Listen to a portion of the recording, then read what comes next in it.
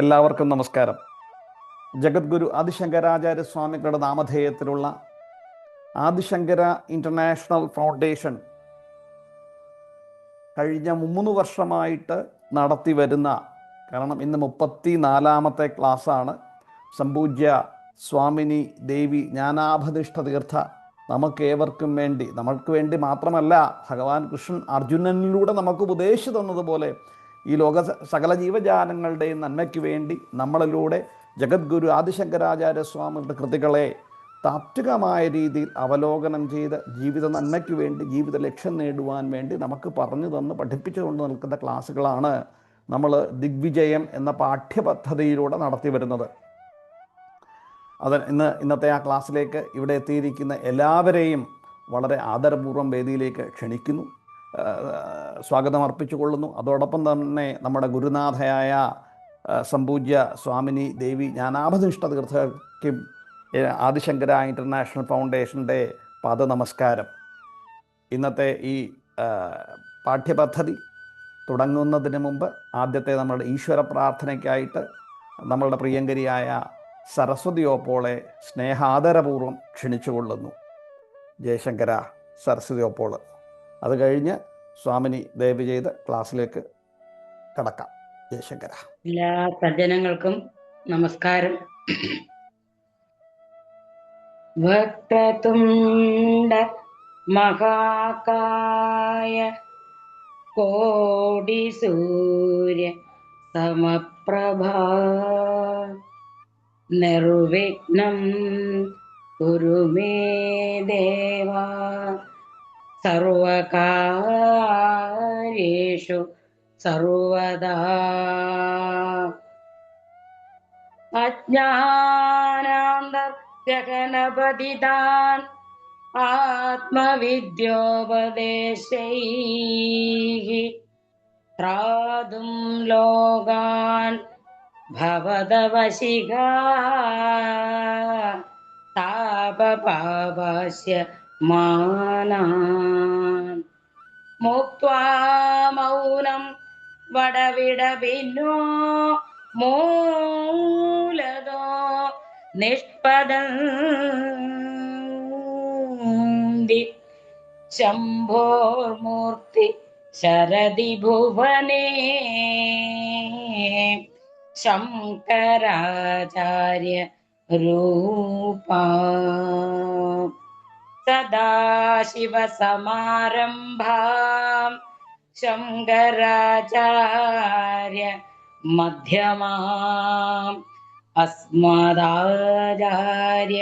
പര്യന്താം വന്ദേ ഗുരുപരമ്പരാ. ശങ്കരം ശങ്കരാചാര്യം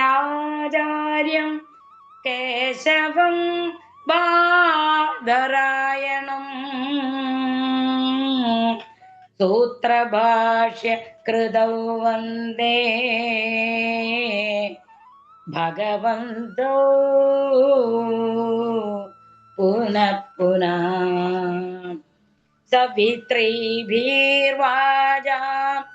ശശിമണിശിലാഭംഗരുചിഭിർ വശിന്യാദ്യാഭിസ്ത്വാം സഹജനനീ സഞ്ജിന്തയതി യഃ സകർത്താ കാവ്യാനാം ഭവതി മഹദാം ഭംഗിരുചിഭിർ വാജോഭിർവാഗ്ദേവീ വദന കമലാമോദ മധുരൈ. ശങ്കര.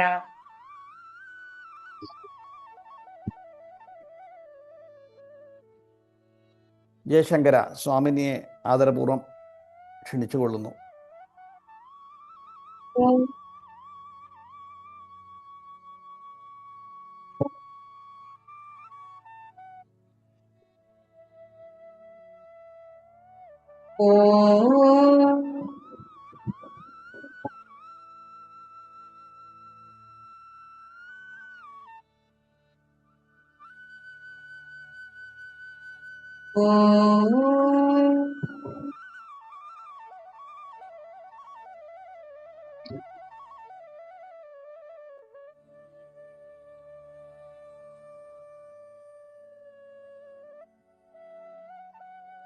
സദാശിവസമാരംഭാ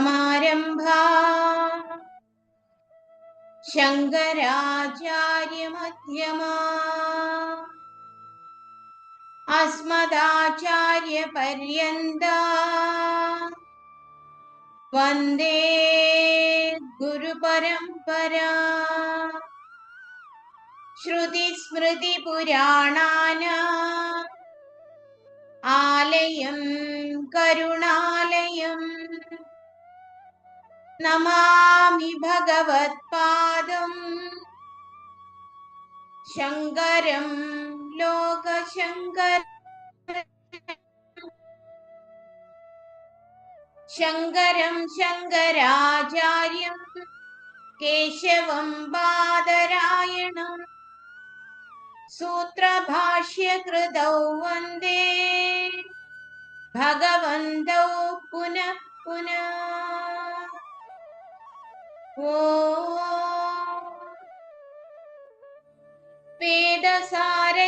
വേദസാരജ്ഞസമ്പൂർണം സാക്ഷാത് ബ്രഹ്മസ്വരൂപിണം ശാന്താനന്ദഗുരും വന്ദേ സന്തതം പരമേശ്വരം. ശാന്താനന്ദഗുരും വന്ദേ സന്തതം പരമേശ്വരം. ഓം നമഃ പരമഋഷിഭ്യോ നമഃ പരമഋഷിഭ്യഃ. ഓം വാ യജ്ഞേന കൽപതാ.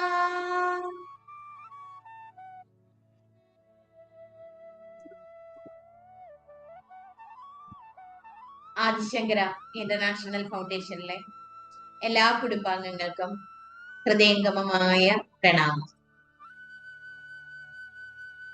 ആധ്യാത്മിക സാധന സപര്യയിൽ ഏർപ്പെട്ടിരിക്കുന്ന വിദ്വത് ജനങ്ങളാണ് ഈ സത്സംഗത്തില് ശ്രോതാക്കളായി എത്തിയിരിക്കുന്നത്.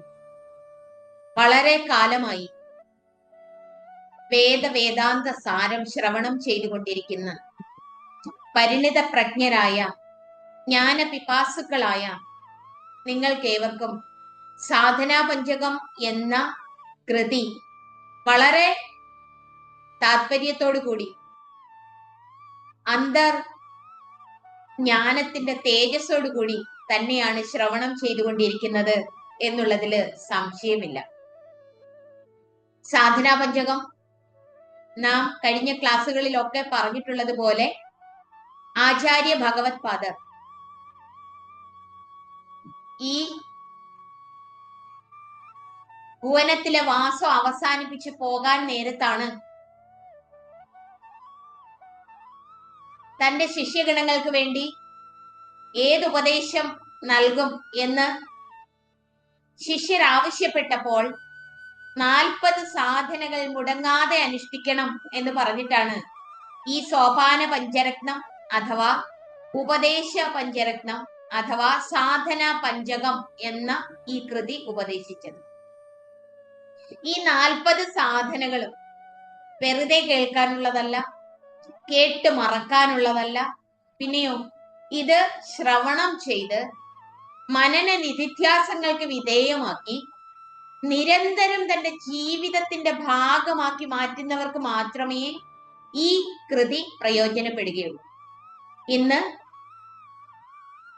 38 സാധനകൾ പരിചയപ്പെട്ട നാം അവസാനത്തെ 36 അവസാനത്തെ 4 സാധനകൾ കൂടിയാണ് കാണുവാനുള്ളത്. അതായത് ഓരോ ശ്ലോകത്തിലും 8 സാധനകൾ വീതം, അങ്ങനെ 5 ശ്ലോകങ്ങളിലായി 40 സാധനകൾ. 5ാമത്തെ ശ്ലോകമാണ് നമ്മൾ ഇപ്പോൾ ശ്രവണം ചെയ്തുകൊണ്ടിരിക്കുന്നത്. ഏകാന്തേ സുഖമാസ്യതാം പരതരേ ചേതസമാധീയതാം പൂർണാത്മാ സുസമീക്ഷ്യതാം ജഗദിദം തദ്ബാധിതം ദൃശ്യതാം പ്രാകർമ്മ പ്രവിലാപ്യതാം ക്ഷിതിബലാത് നാപ്യുത്തരൈ ശ്ലിഷ്യതാം പ്രാരബ്ധം ത്വിഹ ഭുജ്യതാം അധ പര ബ്രഹ്മാത്മനാസ്തീയതാ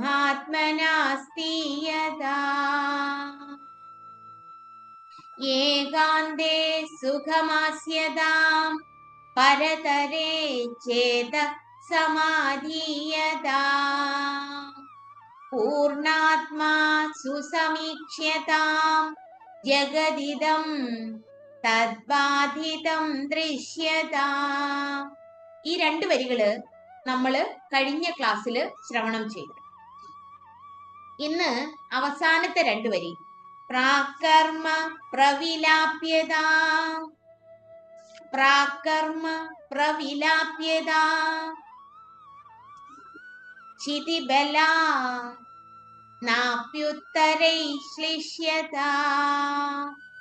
പ്രാകർമ്മ, പ്രാക് നേരത്തെ ആരംഭിച്ചത്, ചെയ്ത് തീർത്തത്, സഞ്ചിത കർമ്മം. അതായത് അനേക ജന്മങ്ങളിലായി നാം സ്വാംശീകരിച്ചു വെച്ചിരിക്കുന്ന കർമ്മങ്ങളുടെ സഞ്ചയത്തെയാണ് ഇവിടെ പ്രാകർമ്മം എന്നതുകൊണ്ട് ഉദ്ദേശിക്കുന്നത്. അതായത് സഞ്ചിത കർമ്മം. ഈ സഞ്ചിത കർമ്മം കൂടാതെ നമ്മളില് ആഗാമി കർമ്മം, പ്രാരബ്ധ കർമ്മം എന്നിങ്ങനെ 3 കർമ്മങ്ങൾ ഉണ്ട്. ഇവിടെ പ്രാകർമ്മം എന്നുള്ളത് കൊണ്ട് സഞ്ചിത കർമ്മത്തെയാണ് ഉദ്ദേശിക്കുന്നത്. അത് ഈ പ്രാകർമ്മങ്ങളെ നമ്മൾ പ്രവിലാപ്യതാം, അത് മുഴുവനായിട്ട് നമുക്ക് ഇല്ലാതാക്കേണ്ടതായിട്ടുണ്ട്. ഇനി ഇതിനകത്ത് നമുക്ക് കൃത്യമായിട്ട് ഈ 2 വരികളില് കർമ്മത്തെ പറ്റിയാണ് പ്രതിപാദിക്കുന്നത്. അതുകൊണ്ട് നമുക്ക് കർമ്മം എന്താണ്, എത്ര തരത്തിലെ കർമ്മമുണ്ട്, കർമ്മ എങ്ങനെയാണ് നമ്മിൽ നിലനിൽക്കുന്നത്, ഇനി എങ്ങനെ അതിനെ ഇല്ലാതാക്കാം, ഇതൊക്കെ കൃത്യമായിട്ട് ഗ്രഹിച്ചു കഴിഞ്ഞാൽ ഈ ശ്ലോകത്തിൽ ആചാര്യശ്രേഷ്ഠൻ ഉദ്ദേശിക്കുന്ന സാധനാ പടവുകൾ ഏതാണോ അത് നമുക്ക് നമ്മളുടെ ജീവിതത്തിൽ അനുഷ്ഠിക്കാൻ കഴിയും. യഥാർത്ഥത്തിൽ സാധനാ പഞ്ചകം ക്രമേണ ഓരോ പടവും വിധിയാവണ്ണം എങ്ങനെ അനുഷ്ഠിക്കാം എന്നാണ് ആചാര്യശ്രേഷ്ഠൻ ഉപദേശിച്ചിരിക്കുന്നത്. ഇവിടെ കർമ്മം എന്ന് പറയുമ്പോൾ നമ്മൾ എന്താണ് മനസ്സിലാക്കേണ്ടത്? കർമ്മം ചലനമാണ്. ചലനം പ്രാണന്റെയും മനസ്സിന്റെയും ബുദ്ധിയുടെയും ഒക്കെ ചേർന്നുള്ള അനുഭവങ്ങളാണ്. ഈ അനുഭവം അഥവാ ചലനം എന്ന് പറയുമ്പോൾ ഈ ചലനം എവിടെയാണ് ആരംഭിക്കുന്നത് എന്ന് നമുക്ക് നോക്കേണ്ടതായിട്ട്. ചലനം മനസ്സിൻ്റെതാണ്. മനസ്സില്ല എങ്കിൽ ചലനമില്ല. ബാഹ്യമായ ശാരീരിക കർമ്മങ്ങളെ മാത്രമാണ് സാധാരണ എല്ലാവരും കർമ്മം എന്ന് പറയുന്നത്. എന്നാൽ ഈ ബാഹ്യ ശാരീരിക കർമ്മങ്ങൾക്ക് മുന്നേ ചിന്ത നമ്മളുടെ ഉള്ളിൽ ഉദയമാകും. അത് സൂക്ഷ്മമായ മനോബുദ്ധ്യാദികളുടെ ചലനമാണ്. ഈ മനോബുദ്ധ്യാദികളുടെ ചലനം അഥവാ ചിന്ത വാക്കായി ബാഹ്യ ശാരീരിക ചലനങ്ങളിലായി പ്രകടമാകും. അതായത് ഒരു കർമ്മത്തിൽ ചിന്ത, വാക്ക്, പ്രവൃത്തി ഇത് 3 മൊത്തമായോ ഭാഗികമായോ കലർന്നിരിക്കുന്നു. ഭാഗികമായോ കലർന്നിരിക്കുന്നു എന്ന് പറയുമ്പോൾ ചിന്ത മാത്രമായിട്ട് നോക്കുമ്പോൾ ചിന്ത ഒരു കർമ്മമാണ്, വാക്ക് ഒരു കർമ്മമാണ്, ശാരീരിക ചലനങ്ങൾ കർമ്മമാണ്. അപ്പോൾ കർമ്മത്തിന്റെ ആരംഭം എന്ന് പറയുന്നത് ചിന്ത തന്നെയാണ്. ഈ ചിന്ത എങ്ങനെയാണ് നമ്മളുടെ ജീവനിൽ കലർന്നിരിക്കുന്നത് എന്ന് ശ്രദ്ധിച്ചു നോക്കിയാൽ നമുക്ക് മനസ്സിലാക്കാൻ കഴിയും. നമ്മളുടെ ഇഹശരീര നിർമ്മിതിക്ക് എന്ന് പറയുമ്പോൾ ഇഹലോകവാസത്തിനു വേണ്ടി നാം സ്വീകരിച്ചിരിക്കുന്ന ഈ പ്രാരബ്ധ ശരീരം എവിടെ നിന്നാണ് ആരംഭിച്ചത് എന്ന് നമ്മൾ ചിന്തിക്കേണ്ടതായിട്ടുണ്ട്. കാരണം നമ്മൾ പല ഊരി പറഞ്ഞിട്ടുണ്ട്, ഓരോ വ്യക്തിയുടെയും കർമ്മവും കർമ്മഫലവും വിഭിന്നമാണ്. ഇപ്പോൾ നമുക്ക് ലഭിച്ചിരിക്കുന്ന ഈ ശരീരം പ്രാരബ്ധ കർമ്മം. പ്രാരബ്ധം എന്നുള്ളതിന്റെ അർത്ഥം എന്താണ് എന്ന് നമ്മൾ പ്രാക് കർമ്മത്തെ മനസ്സിലാക്കേണ്ടതായി. പ്രാക് കർമ്മം എന്ന് പറയുമ്പോൾ എവിടെവിടെ ചലനമുണ്ടോ, എവിടെവിടെ കർമ്മമുണ്ടോ, അവിടെ ആ കർമ്മത്തിന് ഒരു കർത്താവ് കാണും. കർത്താവില്ല എങ്കിൽ കർമ്മമില്ല. അപ്പോൾ കർത്താവുണ്ട് എങ്കിൽ കർമ്മമുണ്ട്, കർമ്മമുണ്ട് എങ്കിൽ കർമ്മ ഫലവും. അപ്പോൾ കർത്താവുണ്ട് എങ്കിലേ കർമ്മമുള്ളൂ, കർമ്മമുണ്ടെങ്കിൽ കർത്താവുമുണ്ട്. കർമ്മമുണ്ടെങ്കിൽ കർത്താവുണ്ട്, കർത്താവുണ്ടെങ്കിൽ കർമ്മമുണ്ട്, കർമ്മമുണ്ടെങ്കിൽ കർമ്മ ഫലവും. അപ്പോൾ അനേക ജന്മ കർമ്മ വാസനാബദ്ധനായി തുടരുന്ന ജീവൻ എന്ന് പറയുമ്പോൾ മാറി മാറി വരുന്ന അനുഭവങ്ങളെ സത്യമെന്ന് വിചാരിച്ചുകൊണ്ട് തുടർന്ന് നിൽക്കുന്ന അഹന്താസഹിത ഭാവമാണ് ജീവൻ. മാറി മാറി വരുന്ന സകല അനുഭവങ്ങളും സത്യമെന്ന് വിചാരിച്ച് തുടർന്ന് നിൽക്കുന്ന, സത്യമെന്നും അത് തൻ്റെതാണെന്നും അത് തൻ്റെ അനുഭവമാണെന്നും നിത്യമാണെന്നും എന്നൊക്കെ വിചാരിച്ചുകൊണ്ട് തുടർന്ന് നിൽക്കുന്ന ജീവാത്മഭാവമാണ് കർത്താവ്. അപ്പൊ ആ കർത്താവിന് ഉള്ള അനുഭവങ്ങളുടെ സഞ്ചയത്തെ നാം ജീവിതം എന്ന് പറയുന്നു. ആ ജീവിതം അനേക ജന്മങ്ങളിലായിട്ട് ആരംഭിച്ചതാണ്. അപ്പൊ ഓരോ കർമ്മത്തിനും അതിൻ്റെതായ സൂക്ഷ്മമായ ഒരു വാസന ആ ജീവനോട് ചേർന്ന് നിൽക്കും. വാസന എന്ന് പറയുമ്പോൾ നമുക്ക് സ്മരണ എന്ന് മാത്രം ഒരു പക്ഷേ മനസ്സിലാക്കിയല്ല.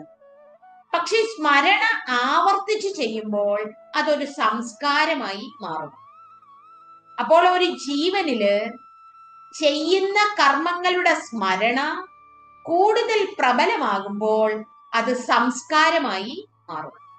ഈ സംസ്കാരത്തിനനുസരിച്ച് കർമ്മത്തിനനുസരിച്ചുള്ള വാസനയും സംസ്കാരവും ആ സംസ്കാരത്തിനനുസരിച്ചുള്ള കർമ്മഫലവും ഓരോ ജീവനിലും ചേർന്ന് നിൽക്കുന്നു.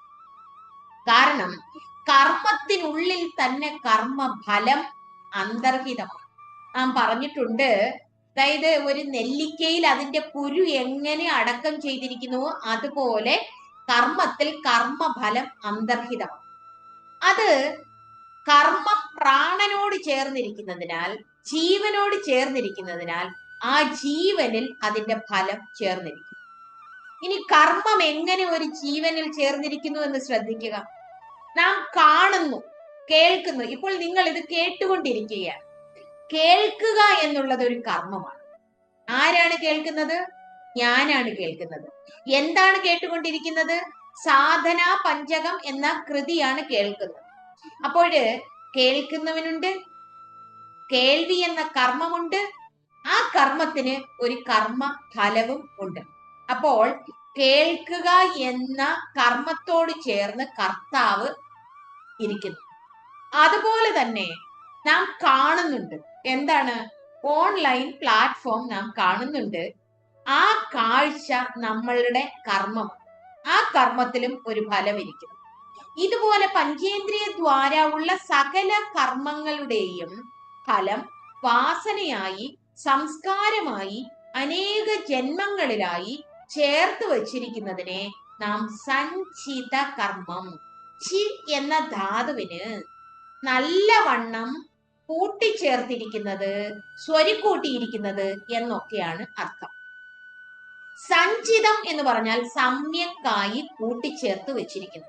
അപ്പൊ അനേക ജന്മങ്ങളിലായി ഇതുപോലെയുള്ള ഗുപ്തവും ഗുഹ്യവും രഹസ്യതമവുമായ കർമ്മവും കർമ്മ സംസ്കാരവും കർമ്മഫലവും ഓരോ ജീവനിൽ ചേർന്നിരിക്കുന്നു എന്ന് നാം മനസ്സിലാക്കണം. ഇതെന്നാണ് ആരംഭിച്ചത് എന്നുള്ളത് അവിദ്യ ആയതുകൊണ്ട്, മായ ആയതുകൊണ്ട് ഇപ്പോൾ പറയാൻ പറ്റില്ല, ഇപ്പോൾ അന്വേഷിക്കാനും പോകണ്ട. അന്വേഷിച്ചാൽ ഇനി എത്രമാത്രം സഞ്ചിത കർമ്മം ഒരാളിൽ ഉണ്ട് എന്ന് നമുക്ക് മനസ്സിലാക്കാൻ കഴിയുകയുമില്ല. ഇത് ആര് പറഞ്ഞു? ഭഗവാൻ കൃഷ്ണൻ പറഞ്ഞു. ഭഗവാൻ കൃഷ്ണനോട് കർമ്മത്തെ പറ്റി ചോദിച്ചപ്പോൾ പറഞ്ഞു, അർജുന, ഗഹന കർമ്മണോ ഗതി. കർമ്മത്തിന്റെ ഗതി ഗഹനമാണ്. ഇത് എന്തുകൊണ്ടാണ് ഇങ്ങനെ പറഞ്ഞത് എന്ന് നിങ്ങൾ സൂക്ഷ്മമായി ഒന്ന് ശ്രദ്ധിച്ചാൽ മനസ്സിലാകും.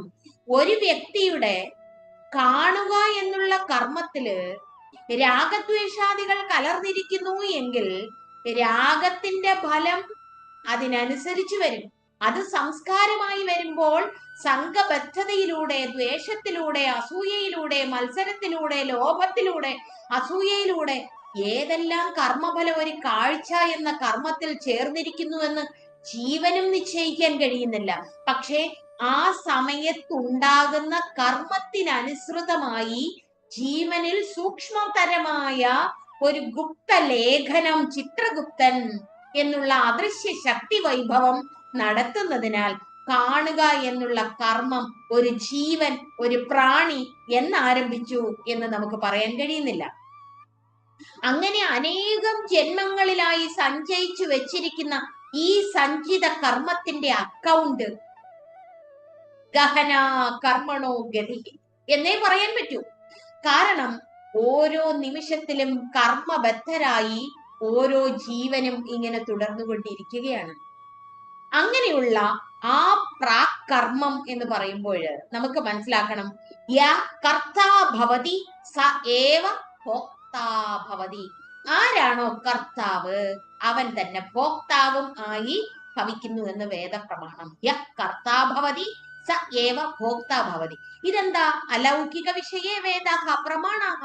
ഇന്ദ്രിയവേദ്യമല്ലാത്ത ഇത്തരത്തിലുള്ള കാര്യങ്ങൾക്കൊക്കെ അവ്യക്തവും സത്യസ്വരൂപവുമായിരിക്കുന്ന ഈ പ്രപഞ്ച രഹസ്യത്തെ കുറിച്ച് നമുക്കുള്ള പ്രമാണ ഗ്രന്ഥം വേദമാണ്, അനുഭവവുമാണ്. ഗുരു അനുഭവ സത്യമാണ്, ഗുരു സത്യദർശിയാണ്, ഗുരു ഋഷിയാണ്. ആ അനശ്വര സത്യത്തെ അനുഭൂതമാക്കിയ ഋഷിയുടെ കാരുണ്യ കടാക്ഷമാണ് പ്രാകർമ്മ പ്രവിലാപ്യത. കുഞ്ഞേ, നീ സഞ്ചയിച്ചു വെച്ച കർമ്മത്തെ ഒക്കെ ക്ഷിതിബലാൽ, നല്ല ബുദ്ധിയുടെ വിവേകത്തിന്റെ ബലത്തോടുകൂടി, ജ്ഞാന ബലത്തോടുകൂടി, വിജ്ഞാന ആധിക്യത്തോടുകൂടി നീ ഒഴിവാക്കേണ്ടതായിട്ടുണ്ട്. അതുകൊണ്ട് സഞ്ചിത കർമ്മം, ഓരോ ചിന്തയും ഓരോ വാക്കും ഓരോ കർമ്മവും റെക്കോർഡ് ചെയ്ത് വെച്ചിരിക്കുന്ന ആ എമൗണ്ട് ക്യാൻ നോട്ട് മെഷർ. നമുക്കിപ്പൊ അങ്ങോട്ട് മെഷർ ചെയ്ത് ഇത്രയുണ്ട് എന്ന് പറയാൻ പറ്റത്തില്ല.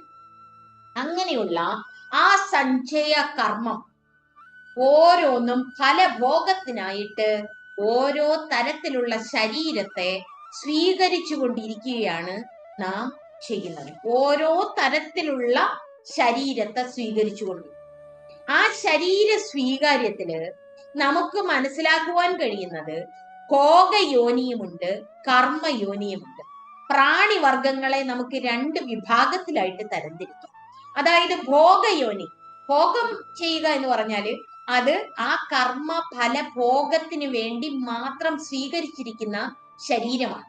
നമുക്ക് നായ്ക്കളെ, മൃഗ വിഭാഗങ്ങളെ ഒക്കെ നോക്കുമ്പോൾ അവരവരുടെ പ്രാരബ്ധ കർമ്മ ഭോഗമാണ് നടത്തിക്കൊണ്ടിരിക്കുന്നത്, ഭോഗയോനിയാണ്. പക്ഷെ അവരുടെ കർമ്മ യോനിയായിട്ട് ഭവിക്കുന്നില്ല. അതേസമയം മനുഷ്യ ജന്മം എന്ന് പറഞ്ഞാല് അത് കൂടുതലും കർമ്മയോനിയാണ്.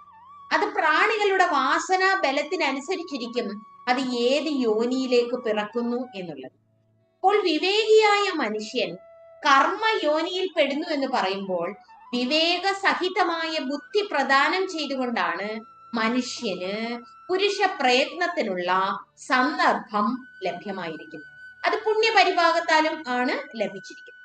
അപ്പൊ നമ്മളുടെ ഈ സഞ്ചിതത്തിന്റെ അക്കൗണ്ട് സപ്പോസ് 1 കോടിയാണ് എന്ന് സങ്കല്പിക്കുക. ഒന്ന് സങ്കല്പിക്കുക, 1 കോടി ഉണ്ട് നമ്മളുടെ ബാങ്ക് അക്കൗണ്ട് പോലെ. 1 കോടി ഉണ്ട് നമ്മളുടെ സഞ്ചയ കർമ്മം എന്ന് വിചാരിക്കുക. ആ സഞ്ചയ കർമ്മത്തിന് നിന്നും, ആ 1 കോടിയിൽ നിന്നും നമ്മള് ഒരു 10 ലക്ഷം, എത്ര? ഒരു 10 ലക്ഷം മാത്രം. ഞാൻ 10 ലക്ഷം ഇതൊരു മനസ്സിലാക്കാൻ വേണ്ടി പറയുന്ന ഒരു സംഖ്യയായിട്ട് മനസ്സിലാക്കിക്കോളൂ. ഒരു 10 ലക്ഷം പ്രാരബ്ധം നമ്മൾ എടുത്തുകൊണ്ട് വന്നിരിക്കുന്നു എന്ന് പറയുമ്പോൾ, പ്രാരബ്ധം എന്നതിനെ ആരബ്ധം എന്നാൽ ആരംഭിച്ചത്, പ്രാക് പ്രകർഷേണ ആരംഭിച്ചത്. ആ പ്രാധാതുവിന്റെ അർത്ഥം അതിന് തടുക്കാനാവില്ല എന്നൊരു നിയമം കൂടിയുണ്ട്. ആ പ്രാധാതുവിന്റെ അർത്ഥം അതിനെ തടുക്കാനാവാതെ ആരംഭിച്ചത് എന്നുള്ളതാണ്. അത് അനുഭവിച്ച് തീർത്തേ മതിയാകൂ എന്നുള്ളതാണ് പ്രാരബ്ധം എന്ന പദത്തിന്റെ തന്നെ അർത്ഥം. അപ്പോൾ ഈ 1 കോടി അക്കൗണ്ട് സഞ്ചിത കർമ്മം ഉണ്ട് എങ്കിൽ അതിൽ നിന്നൊരു 10 ലക്ഷം മനുഷ്യ ശരീരത്തിലെ പ്രാരബ്ധമായി നാം സ്വീകരിച്ചു കൊണ്ട് വന്നിട്ടുണ്ട് എങ്കിൽ ബാക്കി എത്ര ഇരിക്കും നമ്മളില്? നമ്മളിൽ ഇരിക്കും 99 കോടി 90 ലക്ഷം നമ്മുടെ കയ്യിൽ ബാക്കിയുണ്ട്. അത് നമുക്ക് എക്സോസ്റ്റ് ചെയ്യേണ്ടതായിട്ടുണ്ട്. ഈ ഇപ്പോൾ വന്നിരിക്കുന്നത് പ്രാരബ്ധ ശരീരമാണ്. ഇനി ഇപ്പോഴുള്ള പ്രാരബ്ധ ശരീരത്തെ നമ്മളൊന്ന് ശ്രദ്ധിച്ചു നോക്കണം. ജനിച്ച നാൾ മുതൽ ഇന്നേ നാൾ വരെ നമ്മൾ വിവേകസഹിതമായ ജീവിതമാണോ നയിച്ചത്? കാരണം കാണുക, കേൾക്കുക, രുചിക്കുക, മണക്കുക, സ്പർശിച്ചറിയുക തുടങ്ങിയ 5 തരത്തിലുള്ള ജ്ഞാനേന്ദ്രിയ ദ്വാര ഉള്ള അനുഭവങ്ങളിലൂടെയും കർമ്മേന്ദ്രിയ ദ്വാര ഉള്ള അനുഭവങ്ങളിലൂടെയും നാം സഞ്ചയിച്ചു വെച്ചിരിക്കുന്ന സംസ്കാരത്തിനൊപ്പം നമ്മൾ വീണ്ടും അനുഭവ ഭോഗങ്ങൾക്കായി കർമ്മഫലത്തെ അക്യൂമുലേറ്റ് ചെയ്യുന്നുണ്ട്. എന്തുകൊണ്ട്? യ കർത്താ ഭവതി സ ഏവ ഭോക്താ ഭവതി. നമ്മൾ കർത്താവായിട്ടാണ് കർമ്മം ചെയ്യുന്നതെങ്കിൽ ആ കർമ്മത്തിന്റെ ഫലം ഇപ്പോൾ പ്രാരബ്ധത്തിലല്ല ഇരിക്കുന്നത്, അതിന്റെ പേര് ആഗാമി എന്നാണ്. അപ്പോൾ ജനിച്ച നാൾ മുതൽ ഇന്നേ നിമിഷം വരെ കർമ്മേന്ദ്രിയ ജ്ഞാനേന്ദ്രിയ ദ്വാര മനോബുദ്ധീന്ദ്രിയാദി ദ്വാര നമ്മൾ എത്രമാത്രം കർത്തൃത്വ സഹിതമായി കർമ്മങ്ങൾ അനുഷ്ഠിച്ചിട്ടുണ്ടോ ആ കർമ്മങ്ങളുടെ മുഴുവൻ ഫലം ഇപ്പോൾ പ്രാരബ്ധത്തിൽ ഒരുപക്ഷെ സ്വല്പമൊക്കെ വന്നു ഭവിച്ചെന്ന് വരാം. പക്ഷേ ആ പ്രാരബ്ധത്തിന്റെ ഭാഗമായിട്ടല്ല, അതിന്റെ ഫലം ആഗാമിയായിട്ട് ചേരുന്നു. എന്തായിട്ട് ചേരുന്നു? ആഗാമിയായിട്ട് ചേരുന്നു. അപ്പോൾ ജനനം മുതൽ ഇന്ന് വരെയുള്ള ഈ കർത്തൃത്വ സഹിതമായി ചെയ്ത കർമ്മത്തിന്റെ ഫലം ആഗാമിയായിട്ട് വരുന്നു എന്ന് പറയുമ്പോൾ ആ ആഗാമി ഒരു 50 ലക്ഷം ഉണ്ട് എങ്കിൽ നിങ്ങൾ 90 കോടി 90 ലക്ഷത്തിന്റെ കൂട്ടത്തില് എത്രയും കൂടെ വരുന്നു? ഈ 50 ലക്ഷം കൂടി വരുമ്പോൾ 100 കോടി 40 ലക്ഷമായി വീണ്ടും സഞ്ചിത കർമ്മം. ആ സഞ്ചിത കർമ്മം മുഴുവൻ നമുക്ക് പ്രാരബ്ധമാക്കി തീർക്കേണ്ടതുണ്ട്. വ്യക്തമാകുന്നുണ്ടോ? മനസ്സിലാകുന്നുണ്ടോ? ഉണ്ട് ഉണ്ട് ഉണ്ട് ഉണ്ട് ഉണ്ട് ഉണ്ട്. അപ്പോഴ് ഇതിന്റെ അർത്ഥം നമ്മൾ വിവേകസഹിതം എങ്ങനെ ജീവിക്കണം എന്നുള്ളതാണ്. വിവേകസഹിതം നമ്മൾ ജീവിക്കേണ്ടതായിട്ടുണ്ട്. കാരണം ഇന്ന് വരെ നമ്മൾ അനുഭവിച്ച ഓരോ കർമ്മങ്ങളും നമുക്ക് സുഖത്തെ നൽകുന്നതാണോ, ദുഃഖത്തെ നൽകുന്നതാണോ, അസ്വസ്ഥതയെ നൽകുന്നതാണോ, മനസ്സിന്റെ കൂടെ ചേർന്നുകൊണ്ടുള്ള നമ്മളുടെ അഷ്ടരാഗാദി സഹിതമായിരിക്കുന്ന ജീവിതം നമുക്ക് സമാധാനത്തെയോ സംതൃപ്തിയെയോ നൽകുന്നതാണോ? ഇത് ആത്യന്തികമായി സത്യമാണോ? ഞാൻ ആരാണ്? ഈ പ്രപഞ്ചത്തിന്റെ സ്വരൂപം എന്താണ്? ഇത് തന്നെയാണ് നമ്മൾ നിരന്തരം ശ്രവണം ചെയ്തുകൊണ്ടിരിക്കുന്നത്. അതിലാർക്കും ഒരു സംശയവും ഇല്ല. പക്ഷേ ഇത് നമ്മൾ വിവേകസഹിതം വിചിന്തനം ചെയ്യുന്നുണ്ടോ? കാരണം നമ്മൾ ഒരു വ്യക്തിയെ കുറിച്ച് അവൻ കൊള്ളാത്തവനാണ്, കുകർമ്മിയാണ്, അധർമ്മിയാണ് എന്ന് നമ്മൾ വിധിക്കുമ്പോൾ അധർമ്മി അല്ലാത്തവനെ അധർമ്മി എന്ന് വിധിക്കുന്നതിന്റെ ഫലം നാം ഭുജിക്കേണ്ടതായി വരും. ഇങ്ങനെ ഒരു ചെറിയ നിമിഷത്തെ ഒരു ചിന്തയുടെ കാര്യം ഇങ്ങനെയെങ്കിൽ നമ്മളുടെ ജീവിതം എത്രമാത്രം ശ്രദ്ധാവിവേക സഹിതം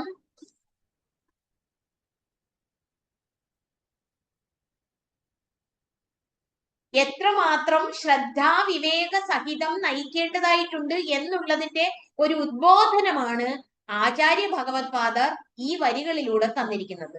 പ്രാകർമ്മ പ്രവിലാപ്യത. കാരണം വർഷങ്ങളോ ആയുസ്സുകളോ ജന്മങ്ങളോ എടുത്ത് ഇനിയും ഈ കർമ്മഫലമൊക്കെ ഭുജിക്കേണ്ടതായിട്ട് വരും. അപ്പോൾ പുണ്യപരിഭാഗത്താലാണ് സത്സംഗം ലഭിക്കുന്നത്, പുണ്യപരിഭാഗത്തിലാണ് സദ്ഗുരുവിനെ ലഭിക്കുന്നത്, സദ്ഗുരുവിന്റെ വാണികൾ നമുക്ക് ഈ ശ്രവണത്തിനായി ലഭിക്കുന്നത്, ഇങ്ങനെയൊക്കെ ലഭിക്കുന്നു. അപ്പോൾ ഇത്രയധികം ലഭിച്ച സമയത്ത് നമ്മൾ എങ്ങനെയാണ് ഈ കർമ്മത്തിന്റെ അക്കൗണ്ട് മുഴുവൻ എക്സോസ്റ്റ് ചെയ്തിട്ട് ജീവിതം മുന്നോട്ട് കൊണ്ടുപോകേണ്ടത് എന്ന് തിരിച്ചറിയേണ്ടതായിട്ടുണ്ട്. അപ്പോൾ പ്രാരബ്ധം അനുഭവിച്ചു കൊണ്ടിരിക്കുമ്പോൾ വിവേകസഹിതമായി ജീവിതം നയിച്ചില്ല എങ്കിൽ നമുക്ക് ഈ കർമ്മങ്ങൾ മുഴുവൻ ഭുജിക്കേണ്ടതായിട്ട് വരും. അപ്പോൾ നമുക്കിതിന് വല്ല തെളിവുമുണ്ടോ? നമ്മൾ കഴിഞ്ഞ ജന്മത്തിലെ കർമ്മഫലമാണോ ഭുജിക്കുന്നത്?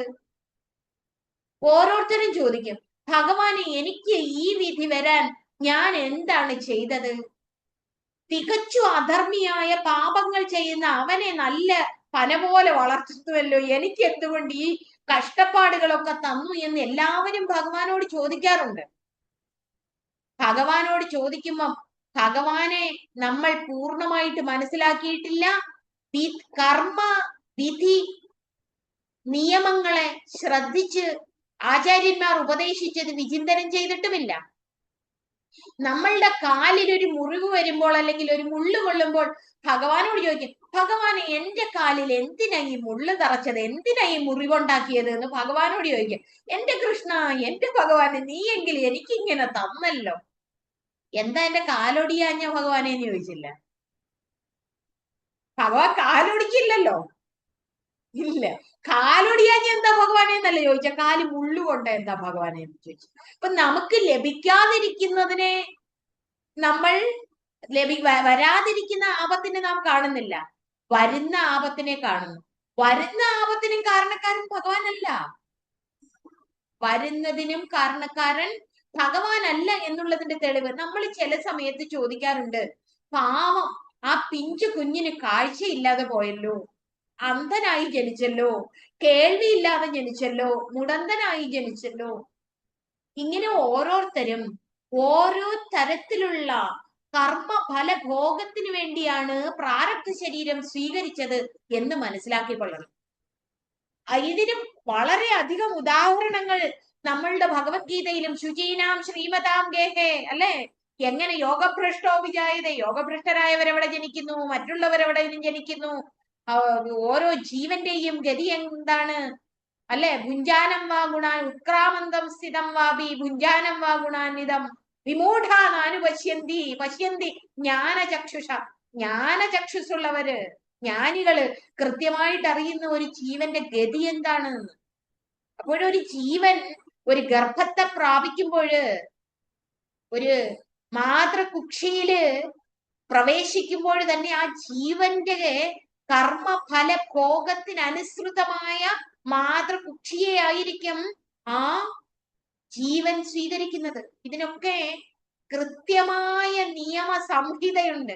ആ നിയമസംഹിത തിരിച്ചറിഞ്ഞു കഴിഞ്ഞാൽ എന്താണ് എനിക്ക് ഈ പ്രാരബ്ധം അനുഭവിച്ചത് എന്നൊരു ജീവനും ചോദിക്കുകയില്ല. അപ്പൊ അങ്ങനെ വന്നിരിക്കുന്ന ഈ പ്രാരബ്ധ കർമ്മ ഫല ഭോഗത്തിനിടയിൽ വിവേകസഹിതമായി ജീവിച്ചാൽ നമുക്ക് ഈ സഞ്ചിത കർമ്മത്തെ മുഴുവൻ എരിച്ചു കളയാം. എങ്ങനെ എരിച്ചു കളയാം? ജ്ഞാനാഗ്നി സർവകർമാണി ഭസ്മസാത് കുരുതേ.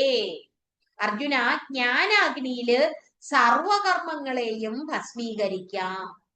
അങ്ങനെയാണ് എങ്കിൽ സർവകർമ്മങ്ങളെയും ഭസ്മീകരിക്കാവുന്ന ജ്ഞാനാഗ്നി കരസ്ഥമാക്കിക്കൊണ്ട് ഇപ്പോൾ തന്നെ ഈ നിമിഷം മുതലെങ്കിലും ദൈവമേ, ഇനി എന്റെ ചിന്തയാലോ വാക്കിനാലോ പ്രവർത്തിയാലോ ഞാൻ ഒരു ആത്മവിസ്മരണം സാധ്യമാകുന്ന, അതായത് ആത്മവിസ്മരണത്താലുള്ള കർമാനുഷ്ഠാനം നടത്തില്ല എന്നുള്ള ശ്രദ്ധ എനിക്ക് പ്രദാനം ചെയ്യണമേ. അന്തരാത്മാവായിരിക്കുന്ന സച്ചിദാനന്ദ സ്വരൂപ, ആത്മവിസ്മരണം എനിക്കുണ്ടാകരുത്. ആത്മാവ് സർവത്ര പൂർണ്ണമാണ്, ആത്മാവ് സർവത്ര പൂർണ്ണമാണ്. പക്ഷെ എന്റെ വിചാരം ഞാനാണ് എല്ലാം നടത്തുന്നത് എന്നാണ്. സ്നേഹസ്വരൂപികളായ സഹോദരങ്ങളെ, ഒരു കാര്യം കൃത്യമായിട്ട് മനസ്സിലാക്കണം. നമ്മൾ ഇവിടെ ഈ ഭൂമിയിൽ വന്നിട്ട് എന്തൊക്കെയോ ഞാൻ ചെയ്യുന്നു, എന്തൊക്കെയോ ഞാൻ ഇനിയും ചെയ്യും, ഞാൻ എന്തൊക്കെയോ നേടിയിട്ടുണ്ട്, എനിക്ക് ഇന്നാരൊക്കെ ഉണ്ട്, എനിക്ക് ഇനിയും ചെയ്ത് കളയാൻ കഴിയും, ചെയ്യാൻ കഴിയും എന്നൊക്കെ വിചാരിക്കുന്നില്ലേ? ഇതിന്റെ ശ്രോതാക്കള്, മനന ധ്യാനം നടത്തുന്ന വിവേകികളായ ധന്യാത്മാക്കള് ഒരു കാര്യം കൃത്യമായിട്ട് മനസ്സിലാക്കണം. ഇത് അഹങ്കാരത്തിന്റെ താതാത്മ്യമാണ്. അഹങ്കാരസ്യ താതാത്മ്യം ചിച്ഛായ ദേഹേ സാക്ഷ്യപി. ഈ അഹങ്കാരം 3 കാര്യങ്ങളുമായി താതാത്മ്യം പ്രാപിക്കുന്നു. ഒന്ന് ചിത്തിന്റെ ഛായയുമായിട്ട്. ചിത്തിന്റെ ഛായ എന്ന് പറഞ്ഞാൽ ജീവന എന്ന് പറഞ്ഞാൽ നമ്മുടെ മുമ്പിൽ ഒരു കണ്ണാടി കൊണ്ടുവന്ന് വെക്കുമ്പോൾ സഹജമായി പ്രതിഫലനം ഉണ്ടാകുമ്പോൾ ആ പ്രതിഫലനം ഞാനാണ് എന്ന് വിചാരിക്കുന്നത് പോലെ സഹജ സ്വരൂപമായിരിക്കുന്ന ആ ആത്മാവിനെ, ആ അനന്ത സ്വരൂപത്തിന്റെ പ്രതിച്ഛായ ബുദ്ധിയിൽ ഭവിക്കുമ്പോൾ അത് ഞാനാണ് എന്ന് വിചാരിച്ച് ആ ഞാനാണ് ഇതെല്ലാം ചെയ്യുന്നത് എന്ന് വിചാരിക്കുക. സത്യസ്വരൂപത്തിന്റെ പ്രതിച്ഛായ ബുദ്ധിയിൽ വരുമ്പോൾ, അതുകൊണ്ടാ ചിദാഭാസൻ എന്ന് ജീവനെ വിളിക്കുന്നത്.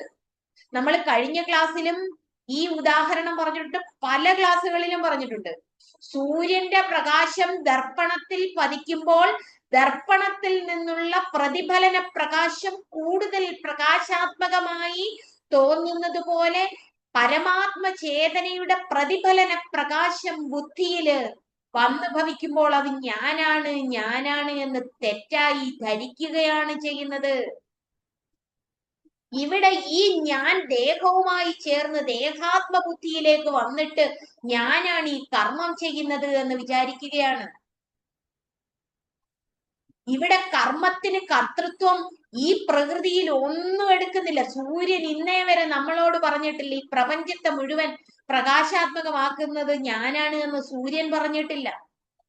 നിരന്തരം പ്രവഹിച്ചു കൊണ്ടിരിക്കുന്ന നദി ഞാൻ ഈ പ്രദേശങ്ങളെ മുഴുവൻ ഫലഭൂയിഷ്ടമാക്കുന്നതിന്, സമ്പുഷ്ടമാക്കുന്നതിന് ഞാൻ ഇതിന് വേണ്ട ലവണങ്ങള് ജലമൊക്കെ പ്രദാനം ചെയ്യുന്നുവെന്ന് നദി ഉത്തരവാദിത്വം അവകാശം ഏറ്റെടുക്കുന്നില്ല. നമുക്ക് വേണ്ടത്ര ഫലവും ധാന്യങ്ങളും പ്രദാനം ചെയ്യുന്ന വൃക്ഷങ്ങളും സസ്യലതാദികളും ഞാൻ നിങ്ങൾക്ക് ഇത് പ്രദാനം ചെയ്യുന്നു എന്ന അവകാശബോധം ഉന്നയിക്കുന്നില്ല. മനുഷ്യൻ മാത്രം ഇതെല്ലാം വശിച്ചുകൊണ്ട് അതിന്റെ ഭാഗമായിട്ടിരുന്ന് ദേഹബദ്ധനായി ഞാൻ എന്ന ദേഹാത്മബുദ്ധിയെ കൈക്കൊണ്ടുകൊണ്ട് സകല കർമ്മങ്ങളിലും കർത്തൃത്വം സ്വയം ആരോപിക്കുകയാണ് ചെയ്യുന്നത്. ഈ കർത്തൃത്വം ഉണ്ടാക്കുന്ന ബുദ്ധിമുട്ടാണ് ഈ സഞ്ചിതവും പ്രാരബ്ധവും ആഗാമിയും. അതുകൊണ്ട് ഒരു കാര്യം മനസ്സിലാക്കണം, ഞാൻ ചെയ്യുന്നു എന്നുള്ളത് തെറ്റായ ധാരണയാണ്. പ്രതിഫലനാത്മകമായിരിക്കുന്ന ചിദാഭാസനിലുള്ള സത്യബുദ്ധിയാണ്, ദേഹോഹം ബുദ്ധിയാണ്. ദേഹോഹം മതി ഉച്യതാം. അയ്യോ, ഈ ഞാൻ ദേഹമാണ് എന്നുള്ള ബുദ്ധി ഒഴിവാക്കൂ കുഞ്ഞേ. എത്ര പ്രാവശ്യം ആചാര്യൻ നമ്മളോട് പറയുന്നത്? എത്ര പ്രാവശ്യം പറയും? അപ്പൊ ഇത് ഞാൻ ദേഹമാണ് എന്ന് വിചാരിച്ചുകൊണ്ട്, എന്റേതുകൾ മറ്റുള്ളതാണ് എന്ന് വിചാരിച്ചുകൊണ്ട് സർവത്ര പൂർണ്ണമായിരിക്കുന്ന അദ്വയ പ്രകാശത്തെ വിസ്മരിച്ചുകൊണ്ടുള്ള ഒരു ജീവന്റെ പ്രയാണം സഞ്ചിതത്തിനും പ്രാരബ്ധത്തിനും ആഗാമിക്കും വഴിയൊരുക്കുന്നു. അങ്ങനെ ഒരു കാരണവശാലും ഒരു ജീവൻ ജനന മരണ സംസാര സാഗരത്തിൽ നിന്നും, അതിനെ പറയുന്നതെന്ന് പറഞ്ഞാൽ ദവാനലം എന്നാണ്. അതായത് സംസ്കൃതി ദവാനല എന്ന് പറയുന്നത്. അത് കാനനാഗ്നി പോലെ നമ്മളെ എരിച്ചുകൊണ്ടിരിക്കുക. നമ്മളൊന്ന് ആലോചിച്ച് നോക്ക്, ജനിച്ച നാള് മുതൽ ഇന്ന് വരെ ഈ നമ്മളെ തപിപ്പിച്ചുകൊണ്ടിരിക്കുന്ന, എരിച്ചുകൊണ്ടിരിക്കുന്ന ഈ സംസാര അഗ്നിയിൽ നമ്മള് ഇത്രയധികം കഷ്ടതകൾ അനുഭവിച്ചിട്ട് ഇത് ഭുജിക്കാനുള്ള വാസന, സംസ്കാരം നമുക്ക് ഇതുവരെ ഒഴിവാക്കാൻ കഴിഞ്ഞിട്ടില്ല. നമ്മൾ ഇത് സത്യമാണെന്ന് വിചാരിക്കുകയാണ്. ഇത് അജ്ഞാനത്താലാണ്. നമ്മുടെ ഗുരുനാഥൻ പൂർണ്ണാനുഭൂതി എന്ന കൃതികള് എത്ര കൃത്യമായിട്ടാണ് പറഞ്ഞിരിക്കുന്നത്. അജ്ഞാനത്താൽ വൃത്തികൾ നിഴലവാ, അജ്ഞാനിക്കതു സത്യം താൻ. അജ്ഞാനത്താൽ വൃത്തികൾ നിഴലവാ, അജ്ഞാനിക്കതു സത്യം താൻ. വിജ്ഞൻ അന്ധകരണവിശേഷം, വിജ്ഞൻ അന്ധകരണവിശേഷം ചിജ്ഞാനത്തിൻ പ്രതിബന്ധം. നമ്മുടെ ഉള്ളിൽ വരുന്ന ചിന്തകൾ സത്യമാണെന്ന് വിചാരിച്ചുകൊണ്ട് എത്രയധികം പ്രതികൂലാത്മകമായ ചിന്തകളെയും ഉള്ളിൽ വഹിച്ചുകൊണ്ടാണ് നമ്മൾ ഈ ജീവിതം മുന്നോട്ട് കൊണ്ടുപോകുന്നതെന്ന് അറിയുമോ? പ്രതികൂലാത്മക ചിന്തകൾ എന്ന് പറഞ്ഞാൽ പ്രയോജനശൂന്യങ്ങളായ ചിന്തകൾ. നമ്മളുടെ മുന്നിൽ എല്ലാറ്റിനെ കുറിച്ചും സംശയമാണ്, നമ്മൾ ഇത് തിരിച്ചറിയുന്നില്ല. അത് എന്തുകൊണ്ടാണ് ഈ സംശയാത്മകമായ ചിന്തകൾ വരുന്നത് എന്നറിയോ? ഇന്നത്തെ മോഡേൺ ലാംഗ്വേജിന്റെ ഭാഷയിൽ പറഞ്ഞ നെഗറ്റീവ് തോട്ട്സ്. ആ നെഗറ്റീവ് തോട്ട്സ് പറഞ്ഞാൽ ഐ മേ ടെൽ യു, ഞാൻ നിങ്ങളോട് ഒരു പക്ഷേ പറയും എല്ലാ ചിന്തകളും നെഗറ്റീവ് തോട്ട്സ് ആണ്, വൈദിക ചിന്തകൾ ഒഴിച്ച്. അത് നമ്മൾ എപ്പോഴും ദേഹബദ്ധമായിട്ടാണ് നടത്തിക്കൊണ്ടിരിക്കുന്നത്. ഈ ദേഹബദ്ധമായി നടത്തുന്ന അഹന്തയുടെ സകലവിധ ചിന്തകളും നെഗറ്റീവ് തോട്ട്സ് ആണ്, പ്രതികൂലാത്മക ചിന്തകളാണ്. സകല പ്രതികൂലാത്മക ചിന്തകളും അഹന്തയുടേതാണ്. ഭഗവാനാണ് എല്ലാം നടത്തുന്നത്. നമ്മളുടെ ഈ ശരീരവും മനസ്സും ബുദ്ധിയും ഉപകരണമാണ്. അതിനെ അന്തഃകരണം ബഹിക്കരണം എന്നാണ് ആചാര്യന്മാർ പറഞ്ഞിരിക്കുന്നത്. കരണം ഉപകരണം ചേർന്ന് പ്രവർത്തിക്കുന്നത്. ഇത് ഹൃദയത്തിൽ ആഴത്തിൽ നാം പതിപ്പിക്കണം. ഉപകരണമാണ് ഇത്. നമ്മൾ എന്നിട്ട് ഇത് ഉപകരണമാണെന്ന് മനസ്സിലാക്കുന്നത്. ഈ ഉപകരണം എല്ലാം ഞാൻ അത് വിചാരിച്ച് എങ്ങനെ ഇരിക്കും? കൊട്ടിലും അല്ലെങ്കിൽ നമ്മളുടെ പ്ലെയറും ഇതെല്ലാം നമ്മളെടുത്ത് ഉപയോഗിക്കുന്ന ഉപകരണങ്ങളാണ്. പക്ഷെ ആ ഉപകരണം നമ്മളാണെന്ന് വിചാരിച്ച എങ്ങനെ ഇരിക്കും? ഒരു JCB നമ്മൾ ഉപയോഗിക്കുന്ന ഒരു ഉപകരണ, ആ ഉപകരണം നമ്മളാണെന്ന് വിചാരിച്ച എങ്ങനെ ഇരിക്കും? അതുപോലെയാണ് ഈ ശരീരാദികരണങ്ങള്. ഇതെല്ലാം നമ്മളാണെന്ന് നമ്മൾ വിചാരിക്കുക. എന്നിട്ടോ അതിൽ പ്രതിഫലിക്കുന്ന ചിച്ഛായ ജീവൻ, ഞാൻ ഈ ദേഹമാണെന്ന് വിചാരിക്കുക. സജ്ജനങ്ങളായ ഇതിന്റെ ശ്രോതാക്കൾക്ക് ഞാൻ പറയുന്നത്, ഞാനല്ല പറയുന്നത്, ഈശ്വരീയമായ പ്രകൃതിയുടെ ചലനങ്ങൾ സഹജമായി സംഭവിക്കുന്നത് ഹൃദയ അന്തരാളത്തില് ആഴത്തിലൊരു ചലനം സൃഷ്ടിക്കുന്നതിന് ഈ അനശ്വര ശക്തി വൈഭവം ഗുരു കടാക്ഷം ഉണ്ടാകട്ടെ എന്ന് പ്രാർത്ഥിക്കുകയാണ്. തീർച്ചയായിട്ടും ഈ ഞാൻ എന്നത് ചിദാഭാസനാണ്, ഛായയാണ്. ഇത് ഉപകരണമാണ്. ഈ ഉപകരണം ഞാനാണെന്ന് വിചാരിക്കരുത്.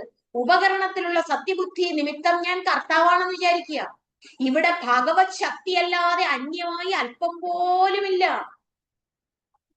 ഭഗവാൻ മാത്രമേ ഉള്ളൂ. നമ്മൾ ചുമ്മാതെ ഈശാവാസ്യമിതം സർവം സർവം കല്ലിതം ബ്രഹ്മ എന്നൊക്കെ പറഞ്ഞുകൊണ്ടിരുന്നിട്ട് യാതൊരു പ്രയോജനവും ഇല്ല. നമ്മൾ ഇത് കൃത്യമായിട്ട് മനസ്സിലാക്കണം. കാരണം നമ്മളുടെ വേദഗ്രന്ഥങ്ങൾ, വേദ പ്രാമാണിക ഗ്രന്ഥങ്ങൾ, ഇതിഹാസങ്ങൾ, പുരാണങ്ങൾ, മഹാഭാരതം എല്ലാം നമ്മളെ ഇതാണ് പഠിപ്പിക്കുന്നത്, കർമ്മവും കർമ്മഫലവും. ഈ കർമ്മഫലത്തിൽ നിന്ന് നമുക്ക് മോചനം വേണം.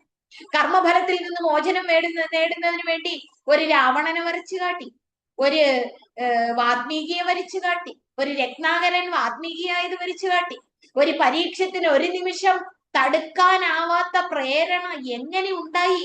ആ ചത്തപാമ്പിനെ എടുത്ത് ഒരു നിമിഷത്തെ ഒരു ദേഷ്യം, അല്ലേ, ഒരു നിമിഷത്തെ ദേഷ്യം കൊണ്ട് ചത്ത പാമ്പിനെ എടുത്ത് മഹർഷിയുടെ കണ്ടത്തിൽ അണിയിക്കണം എന്ന് തോന്നാനുള്ള പ്രേരണ പ്രകൃതിക്ക് തടുക്കാൻ കഴിഞ്ഞില്ല. എന്നാൽ 7 ദിവസം കൊണ്ട് തക്ഷകന്റെ ദംശനം ഏറ്റു മരിക്കണമെന്നും ഉള്ള ആ ഒരു ശാപ വൃത്താന്തവും നമുക്കറിയാവുന്നതാണ്. അങ്ങനെയുള്ള സന്ദർഭത്തില് ആ 7 ദിവസം, അതായത് മരണം അടുത്ത മർത്യന്റെ കർത്തവ്യം എന്താണ്? അങ്ങനെയുള്ള കർത്തവ്യം നമ്മളുടെ ഓരോരുത്തരുടെയും മരണം അടുത്തിരിക്കുകയാണെന്ന് പറഞ്ഞാൽ ഓരോ നിമിഷം മരിച്ചുകൊണ്ടിരിക്കുക, ഓരോ നിമിഷവും മരിച്ചുകൊണ്ടിരിക്കുക. അപ്പൊ ഈ ശരീരം ഉപേക്ഷിക്കുന്നതിന് മുമ്പ് നമുക്ക് എങ്ങനെയാണ് ഈ കർത്തൃത്വത്തെ ഒന്ന് ഒഴിവാക്കുക? ഞാൻ ദേഹമാണ് എന്നുള്ള തെറ്റായ ധാരണയൊന്ന് ഒഴിവാക്കുക. അഹം ആത്മ എന്ന് പറയാൻ വേണ്ടിയിട്ടാണോ? ഇപ്പൊ ഇത് കേട്ടുകൊണ്ടിരിക്കുന്ന പലരും വിചാരിക്കും മാതാജി ഒരു സന്യാസിനിയാണ്, കാവ്യവസ്ത്രം ധരിച്ചിട്ടുണ്ട്, അതൊക്കെ ശരിയാണ്. ആരാണ് സന്യാസി? വസ്ത്രം ധരിക്കുന്നതോ മുണ്ടനം ചെയ്യുന്നതോ ഒന്നുമല്ല. അവനവന്റെ ആന്തരിക പ്രജ്ഞ പ്രകാശാത്മകമാക്കി തീർക്കുന്നതിന് ഇവിടെ ആരും തടസ്സമല്ല. ഇതിനാർക്കും ആരെയും സഹായിക്കാനും പറ്റില്ല. ഈ കഴിഞ്ഞ ദിവസം എന്നോട് ഒരാൾ ചോദിച്ചു, അത് ഇന്ന വ്യക്തി, ഞാൻ വ്യക്തിയുടെ പേര് പറയുന്നില്ല, ഇന്ന വ്യക്തി മാതാജിയുടെ അടുത്ത് വർഷങ്ങളായിട്ട് വരുന്നതല്ലേ, എന്തുകൊണ്ട് അദ്ദേഹത്തിന് പരിണിത പ്രജ്ഞത്വം ഉണ്ടായിട്ടില്ല, അദ്ദേഹം ഒന്നും മാറിയിട്ടില്ല എന്ന് എന്നോട് ഒരാൾ ചോദിക്കുകയുണ്ടായി. അപ്പോൾ ഞാൻ കോട്ട് ചെയ്തത്, ഉദ്ധവൻ വളരെ ചെറുപ്പം മുതല് ജീവിത അന്ത്യം വരെ, അത് ചെറുപ്പത്തിലെ പ്രതിമ വെച്ച്, ശ്രീകൃഷ്ണ പ്രതിമ വെച്ച് പൂജിച്ചു, സഖാവായി, മന്ത്രിയായി, ജീവിതകാലം മുഴുവൻ സ്വധാമ യാത്ര പോകാൻ പോകുന്ന കൃഷ്ണനോട് പറയുകയാണ്, എന്നെ കൂടി കൊണ്ടുപോകൂ അങ്ങയുടെ സ്വധാമത്തിലേക്ക്. അപ്പോൾ പറഞ്ഞത് എന്താണ്? ഞാൻ തപസ് ചെയ്ത ബദരികാശ്രമം ഒഴിഞ്ഞു കിടക്കുകയാണ്. വേണമെങ്കിൽ നിനക്ക് അവിടെ പോയിരുന്ന് തപസ് ചെയ്യാം, അല്ലാതെ മറ്റു മാർഗമില്ല. ഇത് തന്നെയാണ് വേദവ്യാസ മഹർഷി ശ്രീകൃഷ്ണ പരമാത്മാവിലൂടെ അർജുനനാകുന്ന നമുക്ക് ഓരോരുത്തർക്കും ഉപദേശം നൽകിയത്. ഉദ്ധരേതാത്മനാത്മാനം ആത്മൈവ ഹ്യാത്മനോ ബന്ധുഹു ആത്മൈവ രിപുരാത്മനഃ. ആത്മാവ് തന്നെയാണ് നിങ്ങളുടെ ബന്ധു, നിങ്ങളുടെ മനസ്സ് തന്നെയാണ് നിങ്ങളുടെ ബന്ധു, നിങ്ങളുടെ മനസ്സ് തന്നെയാണ് നിങ്ങളുടെ ശത്രു. അതുകൊണ്ട് എന്ത് ചിന്തിക്കണം, എങ്ങനെ ചിന്തിക്കണം, എങ്ങനെ വിവേകസഹിതമായി ജീവിക്കണം, എന്ത് പ്രവർത്തിക്കണം, ഇത് നമ്മളുടെ വിവേകത്തിന്റെ ഒരു പ്രതിഫലനമായി നമ്മളുടെ ജീവിതത്തെ പരിവർത്തിതമാക്കാൻ നമുക്ക് ഓരോരുത്തർക്കും കഴിയണം. ഇല്ല എങ്കില് ധൃതരാഷ്ട്രർ അവസാനം ചോദിക്കുന്നുണ്ട്, കൃഷ്ണ എനിക്ക് എന്തുകൊണ്ടാണ് ഇങ്ങനെയുള്ള വിധി വൈപരീത്യം വന്നത് എന്ന് ചോദിക്കുമ്പോൾ വീണ്ടും വ്യാസമഹർഷി പറഞ്ഞു കൊടുക്കുന്ന സന്ദർഭങ്ങളൊക്കെ ഉണ്ട് അല്ലേ? അപ്പൊ ഇതൊക്കെ നിങ്ങൾക്കറിയാം. ഇങ്ങനെ നമ്മൾ എവിടെ എടുത്തു നോക്കിയാലും, വേദം എടുത്തു നോക്കിയാലും, ഇതിഹാസം എടുത്തു നോക്കിയാലും ഇത് തന്നെയാണ് നമ്മളെ പഠിപ്പിക്കുന്നത്. ഇതിൽ നിന്നും നമ്മൾ ഓരോരുത്തരും വളരെ കൃത്യമായി സ്പഷ്ടമായി സഞ്ചിത കർമ്മത്തിൽ നിന്നും പ്രാരബ്ധ കർമ്മ ഫലഭോഗത്തിനായി സ്വീകരിച്ചിരിക്കുന്ന ഈ ശരീരം വിവേകസഹിത കർമ്മ അനുഷ്ഠാനത്തിന് വേണ്ടി വിനിയോഗിക്കേണ്ടതായിട്ടുണ്ട്. അതാണ് ഇത്രയും നേരം ഒന്ന് ബ്രീഫ് ചെയ്തതിന്റെ ഉദ്ദേശം. ചുരുക്കിയാണ് പറഞ്ഞത്. ചുരുക്കി പറഞ്ഞിരിക്കുന്നതിന്റെ അർത്ഥം പ്രകർമ്മ പ്രവിലാപ്യത. ഇതുവരെ വിജ്ഞാനത്താല് നമ്മള് ഞാൻ എന്ന ജീവാഹന്ത അസത്യമാണ് എന്ന് ബോധ്യപ്പെട്ടാൽ, ഞാൻ എന്ന ജീവാഹന്ത അസത്യമാണ് എന്ന് ബോധ്യപ്പെട്ടാൽ അഹന്തയോട് ചേർന്നല്ലേ കർമ്മം ഇരിക്കുന്നത്? ആണോ അല്ലയോ? ആണ്. അപ്പൊ അഹന്തയോട് ചേർന്നാണ് കർമ്മം ഇരിക്കുന്നതെങ്കിൽ കർമ്മത്തോട് ചേർന്നല്ലേ ആ കർമ്മഫലവും ഇരിക്കുന്നത്. അപ്പൊ ജീവനിൽ തന്നെയാണ് പ്രാരബ്ധവും സഞ്ചിതവും ആഗാമിയും ഇരിക്കുന്നത്. ഒരു മുപ്പിരി കയറ് പോലെ പ്രാണനോട് ചേർന്ന്, മുഖ്യപ്രാണനോട് ചേർന്ന് ഒരു മുപ്പിരി കയറ് പോലെ സഞ്ചിത കർമ്മ ആഗാമികൾ അങ്ങനെ ഇരിക്കുകയാണ്. അതിനകത്ത് പ്രാരബ്ധം മാത്രം പ്രകടം. ഈ പ്രാരബ്ധം പ്രകടമാകുന്നു എന്ന് പറയുമ്പോൾ ചിലർക്ക് ലഭിക്കുന്നു, ചിലർക്ക് ലഭിക്കുന്നില്ല എന്ന് പറഞ്ഞില്ലേ? അത് കർമ്മഫലത്തിനനുസരിച്ചാണെന്ന് പറഞ്ഞില്ലേ? അതിനൊരു ഉദാഹരണം പറയാം. ഒരു വേടൻ 2 പക്ഷികളെ വലയിട്ട് വീഴ്ത്തി. വലയിട്ട് വീഴ്ത്തിയപ്പോൾ 2 പക്ഷികളും അതിൽ നിന്ന് പുറത്തു ചാടാൻ വേണ്ടി വളരെയധികം പ്രയത്നിച്ചു. പക്ഷേ എങ്ങനെയോ വലയുടെ ഒരു സൈഡിൽ കൂടി പ്രയത്നത്തിനിടയിൽ ഒരു പക്ഷിക്ക് രക്ഷ കിട്ടി. മറ്റേ പക്ഷിയാകട്ടെ ആ വേടൻ പിടിച്ചുകൊണ്ടുപോയി വളരെ കാലം കൂട്ടിലിട്ടതിന് ശേഷം അതിനെ പോഷണം നൽകി. പക്ഷെ വളരെ കാലം കൂട്ടിലിട്ടതിന് ശേഷമാണ് മോചിപ്പിച്ചത്. അതതിന്റെ പ്രാരബ്ധ ഫലം വലയിൽ കിടക്കേണ്ടത് അത്ര നേരം മാത്രമേ ആയിട്ടുള്ളൂ. ഇതുപോലെ അനേകായിരം ഉദാഹരണ സന്ദർഭങ്ങളോ കഥകളോ ഒക്കെ നമുക്ക് പറയാനുണ്ട്. ഇവിടെ പറഞ്ഞു വെച്ചത് വിവേക വിജ്ഞാന സഹിതമായി കർമ്മം അനുഷ്ഠിക്കാൻ നാം പരിശീലനം ആരംഭിക്കുകയാണ്, അഭ്യാസം. പ്രാകർമ്മ പ്രവിലാപ്യതാം ചിതിബലാത് നാപ്യുത്തരൈ ശ്ലിഷ്യതാം. ഇനി വീണ്ടും കർമ്മബന്ധനം ഉണ്ടാകരുത്, കർമ്മം സഞ്ചരിക്കരുത്. നാപി ഉത്തരാത് ശ്ലിഷ്യതാം. ഇത് നമുക്ക് ബോധ്യമായി കഴിഞ്ഞാൽ ചിതിബലാ, വിവേകബലത്താല്. വിവേകം ഉണ്ടായി, സത്യമേത് അസത്യമേത്. സത്യം ബ്രഹ്മമാണ്, ജീവാഹന്ത അസത്യമാണ്, അത് ചിദാഭാസനാണ്, അത് പ്രതിച്ഛായിയാണ്. ആ പ്രതിച്ഛായി ആയിരിക്കുന്ന ജീവനായിരിക്കുന്ന കർത്താവ് ഞാൻ ചെയ്യുന്നു എന്നുള്ള വിചാരത്താൽ ചെയ്യുകയാണ്. അത് കേവലം സ്വപ്ന സമാനമാണ്. കാരണം സ്വപ്നം കാണുന്നു എന്ന് വിചാരിക്കുക. സ്വപ്നം കാണുന്ന ജീവൻ ഞാൻ അങ്ങനെ ചെയ്തു, ഞാൻ ഇങ്ങനെ ചെയ്തു, ഞാൻ ഇങ്ങനെ ഒരു കുടുംബവുമായിട്ട് ജീവിക്കുകയാണ് എന്നൊക്കെ വേറൊരു കുടുംബവുമായിട്ട് നിങ്ങൾ സ്വപ്നം കാണുകയാണ്. അങ്ങനെ നദി നീന്തി കടന്നു, അല്ലെങ്കിൽ മല കയറി, എന്നിട്ട് കുറെ അസറ്റ്സ് വാങ്ങിക്കൂട്ടി താനൊരു രാജാവായി. ആ രാജാവായതിനു ശേഷം വീണ്ടും താനൊരു മന്ത്രിയായി, മന്ത്രിയായതിനു ശേഷം ഞാനൊരു യാചകനായി. ഇതിനിടയിൽ എല്ലാം രാജാവായപ്പോഴുള്ള സന്തോഷവും മന്ത്രിയായപ്പോഴുള്ള ആ പ്രയത്നവും യാചകനായിട്ടുള്ള ദുഃഖവും എല്ലാം സ്വപ്നം ഉണർന്നപ്പോൾ ഇല്ലാതായി. എന്തോ ആയി? സ്വപ്നം ഉണർന്നു കഴിഞ്ഞപ്പോൾ ഇല്ലാതായി. ഇതുപോലെയാണ് നമ്മളിപ്പോഴ് ജീവാഹന്ത സത്യമാണെന്ന് വിചാരിക്കുന്ന സ്വപ്ന പ്രഹേളികയില് ഇങ്ങനെ ജീവിച്ചു കൊണ്ടിരിക്കുന്നത്. വ്യക്തമാകുന്നുണ്ടോ?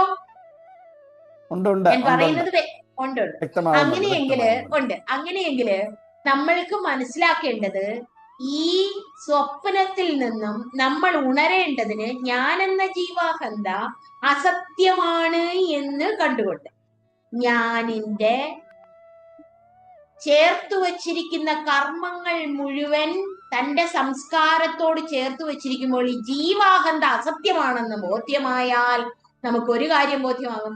പ്രാരബ്ധം ഗുരു സഞ്ചിതം തവ കിമാഗാമി ക്വ കർമാഭ്യാസത്ത്.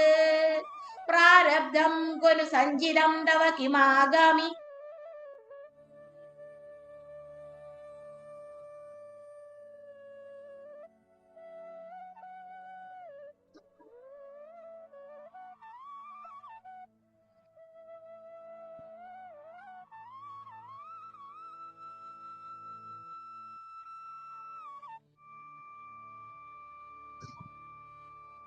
നെറ്റ് പോയതാണോ? കേൾക്കാൻ പറ്റുന്നുണ്ടോ? പറഞ്ഞോണ്ട് സ്വാമി. പ്രാരബ്ധം ഗുരു സഞ്ചിതം തവ കിമാഗാമി ക്വ കർമാഭ്യാസത്ത്. പ്രാരബ്ധവും സഞ്ചിതവും ആഗാമിയും ഒക്കെ അസത്താണ് എന്ന് ബോധ്യപ്പെടുമ്പോൾ നമ്മളുടെ ജീവന് ഇതിനകത്തൊന്നും കാര്യമില്ലാതെ തന്നെ നമുക്ക് ഇത് ബോധ്യപ്പെട്ട് കിട്ടും. കാര്യമില്ല എന്ന് ബോധ്യപ്പെട്ട് കിട്ടുമ്പോൾ നമ്മളുടെ ജീവാഹന്തയ്ക്ക് പ്രസക്തി ഇല്ലാതായി തീരും. അങ്ങനെ ജീവാഹന്തയ്ക്ക് പ്രസക്തി ഇല്ലാതെ നമ്മളുടെ ജീവിതം മുന്നോട്ട് കൊണ്ടുപോകാൻ കഴിയുമ്പോൾ മാത്രമേ നമുക്ക് പ്രാരബ്ധവും സഞ്ചിതവും ആഗാമിയും ഒക്കെ സംഘബദ്ധമല്ലാതെ ജീവിക്കാൻ കഴിയും. എങ്ങനെ? സൂര്യനെ പോലെ, നദിയെ പോലെ, വൃക്ഷങ്ങളെ പോലെ, പ്രകൃതിയിലെ സകല ചരാചരങ്ങളെയും പോലെ നമ്മൾ അഹന്താരഹിതമായി കർമാനുഷ്ഠാനം നടത്തുമ്പോൾ ഒന്നിനും സംഘമില്ലാതെ നമുക്ക് കർമാനുഷ്ഠിക്കാൻ പറ്റും. കാരണം ഞാനൊരു ഉപകരണം ഒരിക്കലും ഞാൻ ചെയ്യുന്നു എന്ന് പറയാറില്ല. അതുപോലെ തന്നെ നമുക്ക് യാതൊരു തരത്തിലും ഈ കർമ്മ അനുഷ്ഠാനങ്ങളില് ഒരു സത്യബുദ്ധിയും തോന്നാൻ പാടില്ല. അങ്ങനെ കർമാനുഷ്ഠാനം നടക്കുമ്പോൾ മാത്രമേ നമുക്ക്. സ്വാമിനിയുടെ വീഡിയോ കാണുന്നില്ല, ആ ലാപ്ടോപ്പിന്റെ ചാർജ് കുറവാണെന്ന് കാണുന്നു കേട്ടോ. സാരമില്ല, ബാറ്ററി കുറവായിരിക്കും, നോ പ്രോബ്ലം. അത് ഇതിപ്പോ നമ്മൾ എന്തായാലും സമയം എത്തി, 9:52 കുഴപ്പമില്ല. എന്തായാലും കേൾക്കുന്നത്ര കേൾക്കാം. എന്തായാലും ഇത് കഴിഞ്ഞതിന് ശേഷം വേണമെങ്കിൽ ഞാൻ മൊബൈലിൽ നിന്ന് കയറാം വേണമെങ്കിൽ സംശയം ഉണ്ടെങ്കിൽ വേണമെന്നില്ല. സംശയമുള്ളവരെ നോട്ട് ചെയ്ത് അടുത്ത ക്ലാസ്സിൽ ചോദിച്ചുകൊള്ളട്ടെ. ഇതിപ്പോ തീർത്തുകൊള്ളു. എന്തായാലും നമുക്കൊരു കാര്യം മനസ്സിലാക്കുക, ഈ പ്രാരബ്ധ കർമ്മ ഫല ഭോഗവേളയില് യാതൊരുവിധ അസ്വസ്ഥതകളും ഇല്ലാതെയാണ് നാം പ്രാരബ്ധം ഭുജിക്കുന്നതെങ്കിൽ എനിക്ക് എന്തുകൊണ്ട് വന്നു എന്ന് നമ്മൾ ചിന്തിക്കാതെ, അതുകൊണ്ടാണ് അടുത്ത വരിയിൽ പറയും പ്രാരബ്ധം ദുഹ്യ ഭുജ്യതാം തു ഇഹ ഭുജ്യതാം. അത് സന്തോഷത്തോടു കൂടി അങ്ങ് നിർവഹിക്കണം എന്ന് പറഞ്ഞാല്, അതുകൊണ്ടാണ് രമണ മഹർഷി, അതുപോലെ തന്നെ രാമകൃഷ്ണ പരമഹംസര്, സത്യബോധികൾ ആരും തന്നെ അവരുടെ പ്രാരബ്ധത്തെ പഴിച്ചിട്ടില്ല. അവര് വളരെ സന്തോഷത്തോടു കൂടി ആനന്ദത്തോടു കൂടി പ്രാരബ്ധ കർമ്മ അനുഷ്ഠാന വേളയിൽ, കാരണം ഞാൻ അനുഭവിക്കുന്നുവെന്നോ ഞാൻ ചെയ്യുന്നുവെന്നോ അങ്ങനെ ഒരു പ്രാരബ്ധം ഉണ്ട് എന്നോ ഉള്ള ഒരു ചിന്ത അവർക്കില്ല. അതുകൊണ്ടാണ് ശങ്കര ഭഗവത്പാദര് മനീഷാ പഞ്ചകത്തിൽ പറഞ്ഞത്, ഭൂതം ഭാവിജ ദുഷ്കൃതം പ്രദഹത തം സംവിന്മയേ പാവകേ പ്രാരബ്ധായ സമർപ്പിതം സ്വവപു. ഈ വപുസ് പ്രാരബ്ധത്തിനായി സമർപ്പിക്കുന്നു എന്ന് പറഞ്ഞത്. പ്രാരബ്ധത്തിനായി ഈ വപുസിനെ സമർപ്പിച്ചിട്ട് അങ്ങനെ ജീവിതം നയിക്കുന്നു എന്നർത്ഥം. അതുപോലെ നമ്മൾ ഓരോരുത്തരും എനിക്ക് എന്തുകൊണ്ട് ഇങ്ങനെ വന്നു എന്ന് ചിന്തിക്കേണ്ടതേയില്ല, വിഷമിക്കേണ്ടതേയില്ല. പ്രാരബ്ധത്തിൽ ഒരു കാര്യം മനസ്സിലാക്കുക, ഭോക്താവ് അവിടെ ഇല്ല. ശരീരത്തിന് എന്തും വന്നുകൊള്ളട്ടെ, മനസ്സിന് എന്തും വന്നുകൊള്ളട്ടെ, ബുദ്ധിക്ക് എന്തും വന്നുകൊള്ളട്ടെ, ഇവയൊക്കെ ജഡമാണ്, അത് ഉപകരണമാണ്, അത് ഞാനല്ല, ഞാൻ സാക്ഷിമാത്ര സ്വരൂപമായിരിക്കുന്ന കേവല പ്രകാശമാണ് എന്ന് തിരിച്ചറിഞ്ഞുകൊണ്ട് ആ കേവല പ്രകാശത്തിന്റെ അനന്ത വ്യാപ്തിയില് താൻ സ്വച്ഛസുന്ദരമായിരിക്കുന്ന ആ ആനന്ദ സ്വരൂപമാണ് എന്ന് അനുഭൂതമാക്കിക്കൊണ്ട് അതിൽ അഭേദമായി തീർന്നുകൊണ്ട് തന്റെ ജീവിതം മുന്നോട്ട് കൊണ്ടുപോകാൻ കഴിഞ്ഞാൽ അവിടെ ജീവിതം അവസാനിക്കും. സ്വരൂപ അനുഭൂതിയില് നിതരാം, ബ്രഹ്മ അനുഭൂതിയില് നിതരാം വിരാജിക്കാൻ കഴിയും. അതുകൊണ്ട് ഓരോരുത്തരും ഇതിന്റെ പഠിതാക്കളായിരിക്കുന്ന, ഇതിലെ മനന ധ്യാനങ്ങൾക്ക് വിധേയമാക്കിക്കൊണ്ടിരിക്കുന്ന ഓരോരുത്തരും വളരെ ശ്രദ്ധയോടുകൂടി, വളരെ ഭക്തിയോടുകൂടി, വളരെ സമർപ്പണത്തോടു കൂടി, ഇപ്പോഴേ ഇത് വേണ്ട, ഇപ്പോഴെനിക്കിത് വേണ്ട, ഞാൻ ഗൃഹസ്ഥാശ്രമിയാണ്, ഇതൊക്കെ തെറ്റായ ചിന്തകളാണ്. എവിടെ ഇരുന്നാലും നമ്മൾ ഒരു മനുഷ്യനാണ്. ആണോ അല്ലയോ? ഇനി ഒറ്റയ്ക്കിരുന്നാലും, കൂട്ടത്തിലിരുന്നാലും, ബന്ധത്തിലിരുന്നാലും, ബന്ധമില്ലായിരുന്നാലും, എവിടെ ഇരുന്നാലും അവരവരുടെ മനസ്സ് എങ്ങനെ തനിക്ക് ബന്ധുവായിരിക്കുന്നു, അവരവരുടെ മനസ്സ് എങ്ങനെ തനിക്ക് ശത്രുവായിരിക്കുന്നു. ഇത് ഗീതാകാരൻ പറഞ്ഞതല്ലേ? ഗീതാകാരൻ പറഞ്ഞ ഈ വാക്യത്തെ തന്റെ മനസ്സ് തനിക്ക് ബന്ധുവാണോ, തന്റെ മനസ്സ് തനിക്ക് ശത്രുവാണോ, തന്റെ മനസ്സ് തനിക്ക് മോക്ഷത്തിന് ഹേതുവാണോ, തന്റെ മനസ്സ് തനിക്ക് ബന്ധത്തിന് ഹേതുവാണോ, ഇത്രയെങ്കിലും വിചിന്തനം ചെയ്യാതെ അരനിമിഷം പോലും തന്റെ ജീവിതത്തിൽ കൂടി കടന്നു പോകരുത്. അതുകൊണ്ടാണ് കരളിൽ വിവേകം കൂടാതെ കണ്ട അരനിമിഷം ബത കളയരുതാരും എന്ന് പറഞ്ഞത്. ഒന്ന് മനസ്സിൽ ആവർത്തിക്കുമ്പോൾ മനസ്സ് ബന്ധത്തിന് ഹേതു, മനസ്സ് മോക്ഷത്തിന് ഹേതു, മനസ്സ് തന്റെ ശത്രുവാണോ, മനസ്സ് തന്റെ മിത്രമാണോ? ആത്മൈവ ഹ്യാത്മനോ ബന്ധുഹു ആത്മൈവ റിപുരാത്മനഃ, ആത്മയേവ ആത്മനഃ റിപുഹു.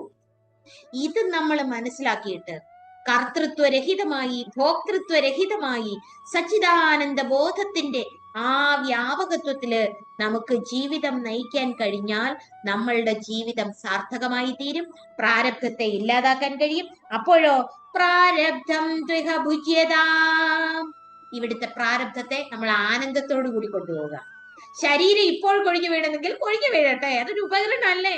കുറച്ച് കഴിക്കുകയാണെങ്കിൽ അതിന്റെ സുഖകരമായ രീതിയിൽ അത് കാര്യങ്ങൾ നടത്തിക്കൊണ്ടിരിക്കട്ടെ. ഭഗവാനല്ലേ, ഈശ്വരനല്ലേ ഇതൊക്കെ നടത്തുന്നത്? നമ്മളുടെ വിചാരം നമ്മളാ നടത്തുന്നതെന്ന്. ഇതാണ് ഏറ്റവും വലിയ പ്രശ്നം.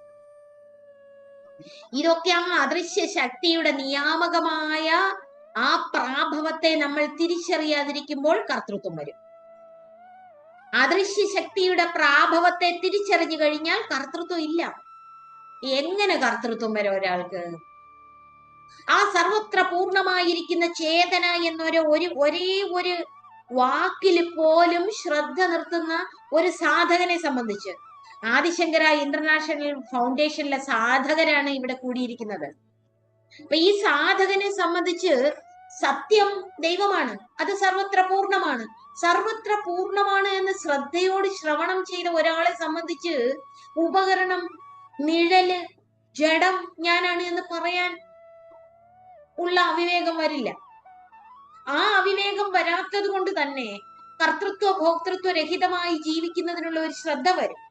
ഇതിപ്പോഴേ ഞങ്ങളെ കൊണ്ട് പറ്റുമോ, ഇത് ഇച്ചിരി കഴിഞ്ഞല്ല പറ്റൂ, ഞങ്ങൾ ഇങ്ങനെ അങ്ങനെ ഒന്നും ചിന്തിക്കണ്ട, ഒന്നും ചിന്തിക്കണ്ട, ഒരു ചിന്തയുടെ ആവശ്യമില്ല. എന്ത് വേണം? ഈ വാക്കുകളെ ആചാര്യ ഭഗവത് പാദര് ഹൃദയത്തിൽ ഇരുന്നു കൊണ്ട് സാധനാ പഞ്ചകമെന്ന അത്യുദാത്തമായ ഉത്തമോത്തമമായ ശ്രേഷ്ഠതരമായ ഒരു മഹത് ഉപദേശം നമ്മളുടെ ഹൃദയത്തിൽ നിക്ഷേപിച്ചു തന്നു. ആ നിക്ഷേപിച്ചു തന്ന ഉപദേശ ശകലങ്ങളെ നമ്മളുടെ പ്രാണനിൽ സന്നിവേശിപ്പിച്ചുകൊണ്ട് പ്രാകർണ പ്രവിലാപ്യതാം ചിരിബലാത് നാപ്യുത്തരൈ ശ്ലിഷ്യതാം, ആ ഇനി ഒന്നിനോടും അറ്റാച്ച്മെന്റ് ഇല്ലാതെ, സംഘബദ്ധമില്ലാതെ, എങ്ങനെ? അസംഗോഹം അസംഗോഹം അഹം അസംഗഹ അഹം സച്ചിദാനന്ദ രൂപഹ അഹം അവ്യയഹ. ഇങ്ങനെ പറയുമ്പോൾ ഞാൻ അവ്യയമാണ് എന്നുള്ള പദമല്ല, അവിടെ അവ്യയമായിരിക്കുന്ന മാറ്റമറ്റ പൂർണ്ണപ്രകാശത്തെ മനോബുദ്ധീന്ദ്രിയാദികളിൽ നിക്ഷേപിക്കണം. അപ്പൊ അവിടെ എന്തൊഴിവാകും? മനോബുദ്ധീന്ദ്രിയാദികൾ അസ്തമിക്കും. അഹം അവ്യയ അഹം സച്ചിദാനന്ദ. ഇത് കാണാൻ പറ്റുന്ന ഒരു ലഡു പോലുള്ള ഒരു സാധനമൊന്നും അല്ലല്ലോ, അല്ലല്ലോ. ബോധ്യപ്പെടുന്നുണ്ടോ? ഗ്രഹിക്കാൻ കഴിയുന്നുണ്ടോ? ഉണ്ട്. അപ്പോഴ് അതിന്റെ അർത്ഥം പ്രാരബ്ധം ദൃഹഭുജ്യതാം അധ പര ബ്രഹ്മാത്മനാസ്തീയത. ആ ബ്രഹ്മ അവസ്ഥയില് അഭേദമായിട്ട്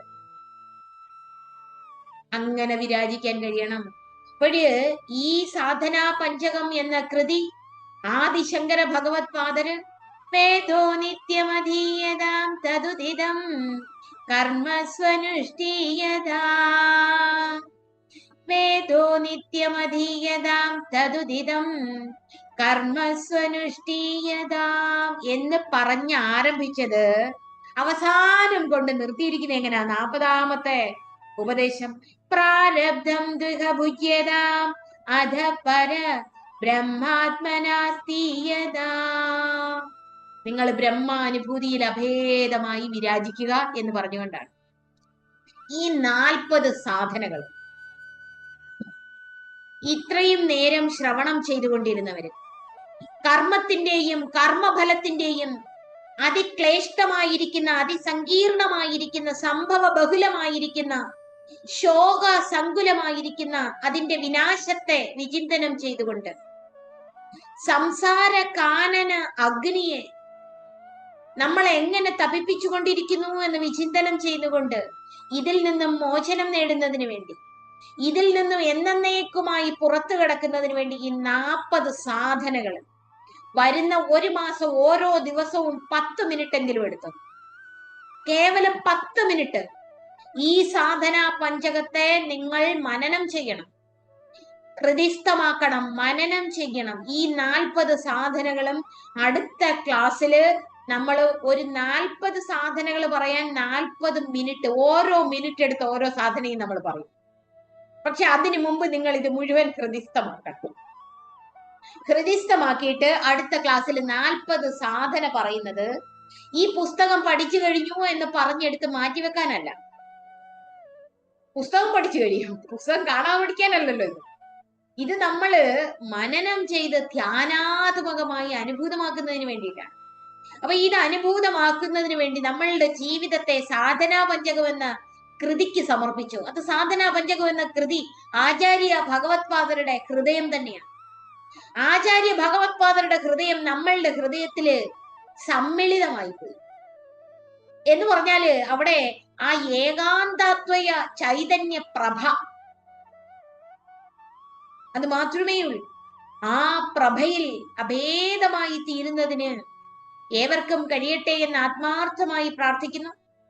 ഇത്രയും നേരം സംവദിച്ചു കൊണ്ടിരുന്ന ഈ വാക്കുകൾക്ക് പിന്നിൽ ഗുരുകൃപയായി സത്യദർശിയായിരിക്കുന്ന അദ്വൈ ചൈതന്യമായിരിക്കുന്ന ശ്രീശങ്കര ഭഗവത് പാദർ വിരാജിക്കുന്നുണ്ട്. അതുപോലെ ഇത്രയും നേരം സംവദിച്ചു കൊണ്ടിരുന്ന ഈ വാക്കുകളുടെ ശക്തി മുഴുവൻ അദൃശ്യ ആനന്ദ സ്വരൂപമായിരിക്കുന്ന, അലൗകിക ചൈതന്യമായിരിക്കുന്ന, സശരീരിയായിരിക്കുന്ന എന്റെ ഗുരുനാഥൻ ബ്രഹ്മശ്രീ ശാന്താനന്ദഗിരി സ്വാമികളാണ്. സ്വാമിജിയുടെ തൃച്ചേവടികളിൽ, ശങ്കര ഭഗവത് പാദരുടെ തൃച്ചേവടികളിൽ, അഭിന്ന അദ്വയ ചൈതന്യ പ്രഭയുടെ ആ പാതാരവിന്ദങ്ങളിൽ പൂജ മലരുകളായി അർപ്പിച്ചുകൊണ്ട് ഇത് ശ്രവണം ചെയ്തുകൊണ്ടിരിക്കുന്ന എല്ലാവർക്കും ഋഷീശ്വര പരമ്പരയുടെ കാരുണ്യ വർഷാതിരേകം നിരന്തരം ലഭിക്കട്ടെ എന്ന് ആത്മാർത്ഥമായി പ്രാർത്ഥിച്ചുകൊണ്ട് നിങ്ങളുടെ ഹൃദയത്തിലുള്ള ആ ശോകമോഹ സഞ്ചയം പ്രകാശാത്മകമായ സത്യാനുഭൂതിയുടെ സമാധാനമായി പ്രശോഭിക്കട്ടെ എന്ന് പ്രാർത്ഥിച്ചുകൊണ്ട് തത്കാലം വാക്കുകൾ ആ അദൃശ്യ സത്തയിൽ അഭേദമായി ചെയ്യുന്നു. ഓം വാക് യജ്ഞേന കൽപതാ.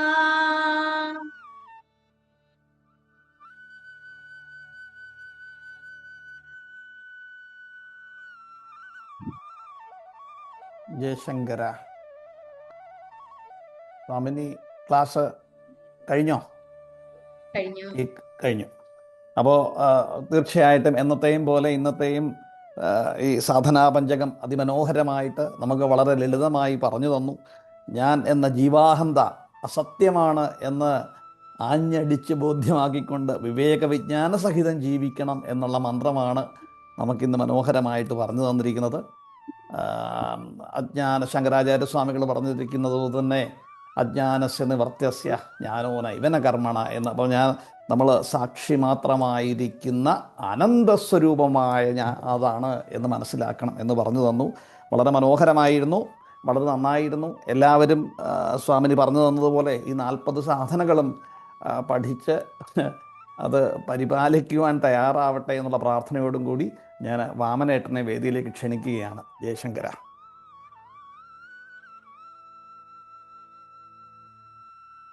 വാമനേട്ടൻ. ജയശങ്കര, ഇത്രയും ഗഗനമായ ഒരു വിഷയത്തെ ഇത്രയും വിശാലമായി ഇത് 4 വരികളെയാണ് മാതാജി ഇത്രയും നേരം നമുക്ക് വേണ്ടി വളരെ വിശാലമായി പറഞ്ഞു തന്നത്. ചിന്തകളിൽ ആ വാക്കുകൾ എപ്പോഴും മുഴങ്ങിക്കൊണ്ടേയിരിക്കുകയാണ്. മാതാജി പറഞ്ഞ പോലെ ഇത് കേൾക്കാനും നമ്മുടെ കൂട്ടായ്മ മാതാജി നമ്മോടൊപ്പം ഇപ്പോൾ നമ്മുടെ ഹൃദയത്തിലെ വാക്കുകൾ ഉണ്ടാവട്ടെ, വാക്കുകൾ നമ്മെ നയിക്കട്ടെ. ഇതിലൂടെ നമുക്കും ഭഗവത് പാദത്തിന്റെ മനസ്സർപ്പിക്കാൻ ചിന്തയോട്ടെ എന്ന് മാത്രം പ്രാർത്ഥിക്കുന്നു. മാതാജിക്ക് പ്രണാമം. ജയശങ്കര. മറ്റാർക്കെങ്കിലും എന്തെങ്കിലും സംശയങ്ങളോ എന്തെങ്കിലും മാതാജിയോട് ചോദിക്കാനുണ്ടോ? ഇപ്പോൾ പെട്ടെന്ന് ചോദിക്കണമെങ്കിൽ ചോദിക്കാം, അതല്ല എഴുതിയിട്ട് പിന്നെ ചോദിച്ചോളൂ.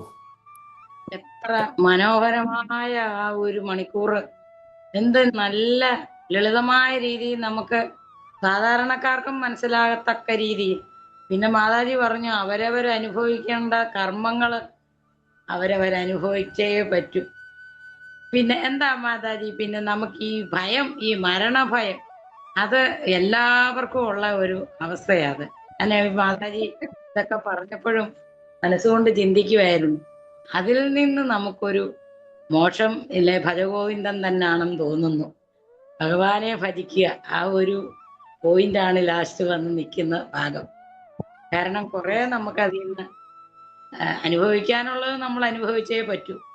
എങ്കിൽ തന്നെയും ആ ഒരു മാതാജിയുടെ വാക്കുകൾ വളരെ വളരെ നല്ല വാക്കുകളും നല്ല നമുക്ക് മനസ്സിലാകുന്ന രീതിയിൽ ഒരുപാട് ആശ്വാസം തരുന്ന വാക്കുകളുമാണ് നമുക്ക് ലഭിച്ചത്. അങ്ങേയറ്റം മാതാജിയോട് നന്ദിയുണ്ട്.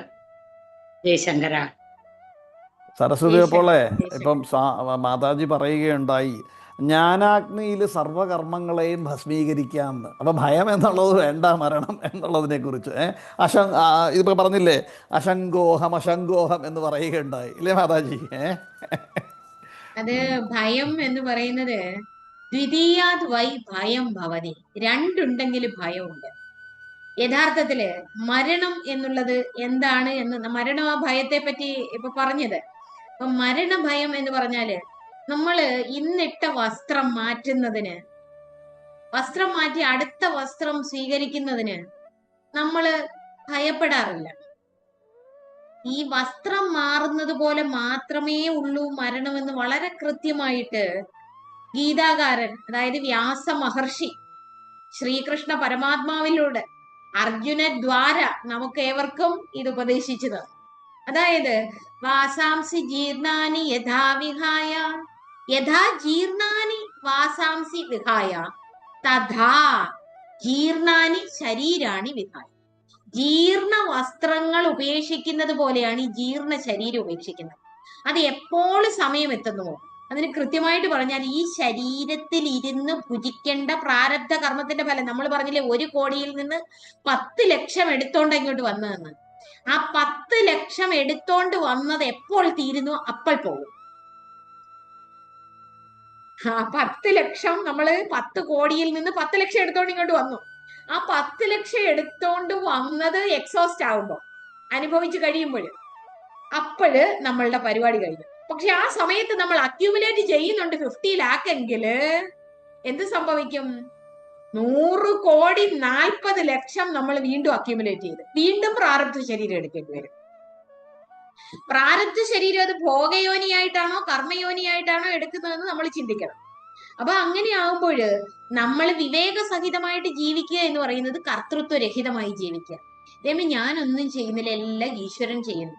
എന്നിട്ട് അതിലോ നമ്മളുടെ ജീവിത അനുഭവങ്ങളില് നമ്മൾ ഒഴിവാക്കേണ്ടത് രാഗദ്വേഷങ്ങളെയാണ്, പ്രിയാപ്രിയങ്ങളെയാണ്, അസൂയയെ, മത്സരത്തെ, ഡംബിനെ, ഇതല്ല ഈ അഷ്ടരാഗങ്ങൾ. ഈ അഷ്ടരാഗങ്ങൾ ചേരുമ്പോ കർത്തൃത്വ ഭാവത്തിന് ബലം കൂടും. അഷ്ടരാഗങ്ങൾ അങ്ങ് ഒഴിവാക്കിയാൽ മതി. അത് വേണം, ഇത് വേണം, അങ്ങനെ വേണ്ട, ഇങ്ങനെ വേണ്ട, അവര് വലുത് ഇവര് ചെറുത്, അതെല്ലാം നമ്മളുടെ രണ്ടെന്നുള്ള ഭാവത്തില. ഞാൻ വേറെ, നീ വേറെ, ഇത് രണ്ടിന്റെ ഭാവം. അപ്പൊ ഞാൻ ദേഹമാണെന്നുള്ള ബുദ്ധിയാണ്. അപ്പൊ ഞാൻ ദേഹമാണെന്നുള്ള ബുദ്ധി വരുന്നിടത്തോളം കാലം നമുക്ക് ഭയമുണ്ട്. ഞാൻ ദേഹമല്ല ആത്മാവാണ് എങ്കിൽ വസ്ത്രം മാറുന്നത് പോലെ ശരീരം പോകട്ടെ, ശരീരം പോകാതിരിക്കട്ടെ, ഒരു പ്രശ്നവും. അപ്പൊ ഒരു വസ്ത്രം മാറുന്നത് പോലെ മാത്രമേ ഉള്ളൂ മരണം എന്നുള്ളത് നമ്മളുടെ ഗീതയുടെ 2-ാമത്തെ അധ്യായത്തിൽ വളരെ ഗംഭീരമായിട്ട് ഗീതാകാരൻ പറയുന്നുണ്ട്. അതും ഇപ്പോൾ നമ്മളുടെ ജയകൃഷ്ണൻജി ക്ലാസ് എടുക്കുന്നുണ്ട്, നമുക്ക് മനനം ചെയ്യാൻ അവസരം കിട്ടുന്നുണ്ട്. അതുകൊണ്ട് തീർച്ചയായിട്ടും ഗംഭീരമായിട്ട് ആ ക്ലാസ്സുകളിലും ഒക്കെ മനനം ചെയ്ത് നിരന്തരം ഇത് തന്നെ വിചിന്തനം ചെയ്ത് മുന്നോട്ട് പോവുക. സരസ്വതി ചേച്ചിക്ക് ഒരു കാരണവശാലും ഒരു ഭയവും ഉണ്ടാകാതെ അന്തരാത്മാവായിരിക്കുന്ന ആ സച്ചിദാനന്ദ സ്വരൂപനായിരിക്കുന്ന മാധവൻ തന്നെ അനുഗ്രഹം അരുളട്ടെ, മുകുന്ദൻ തന്നെ അനുഗ്രഹം അരുളട്ടെ എന്ന് പ്രാർത്ഥിക്കുന്നു. ഇനി ആർക്കെങ്കിലും എന്തെങ്കിലും സംശയമുണ്ടോ മാതാജിയോട് ചോദിക്കണമെങ്കിൽ? ഇല്ലാന്ന് തോന്നുന്നു. അത്ര സ്പഷ്ടമായിരുന്നു ക്ലാസ്. പിന്നെ മാതാജി പറഞ്ഞതുകൊണ്ട് വിവേക വിജ്ഞാന സഹിതം എന്ന് പറഞ്ഞുകൊണ്ട് എല്ലാവരും ചിന്തിക്കുകയായിരിക്കും മരണം ചെയ്തെങ്കിലല്ലേ പറ്റുള്ളൂ. ഏതായാലും എല്ലാവരും മരണം ചെയ്യട്ടെ. തീർച്ചയായിട്ടും നമുക്ക് ഈ അറിവ് പറഞ്ഞു തന്ന മാതാജിയുടെ പദാരവിന്ദങ്ങളിൽ സ്മരിച്ചുകൊണ്ട് നമസ്കരിച്ചുകൊണ്ട് ഇന്നത്തെ ഈ ക്ലാസ് ഇവിടെ അവസാനിപ്പിക്കുന്നു. എല്ലാവർക്കും നന്മ വരട്ടെ എന്ന് പ്രാർത്ഥിച്ചുകൊണ്ട് ജയശങ്കര ജയശങ്കര ജയശങ്കര. ജയശങ്കര. नमस्ते जी महाराज जी। नमस्ते श्री सर।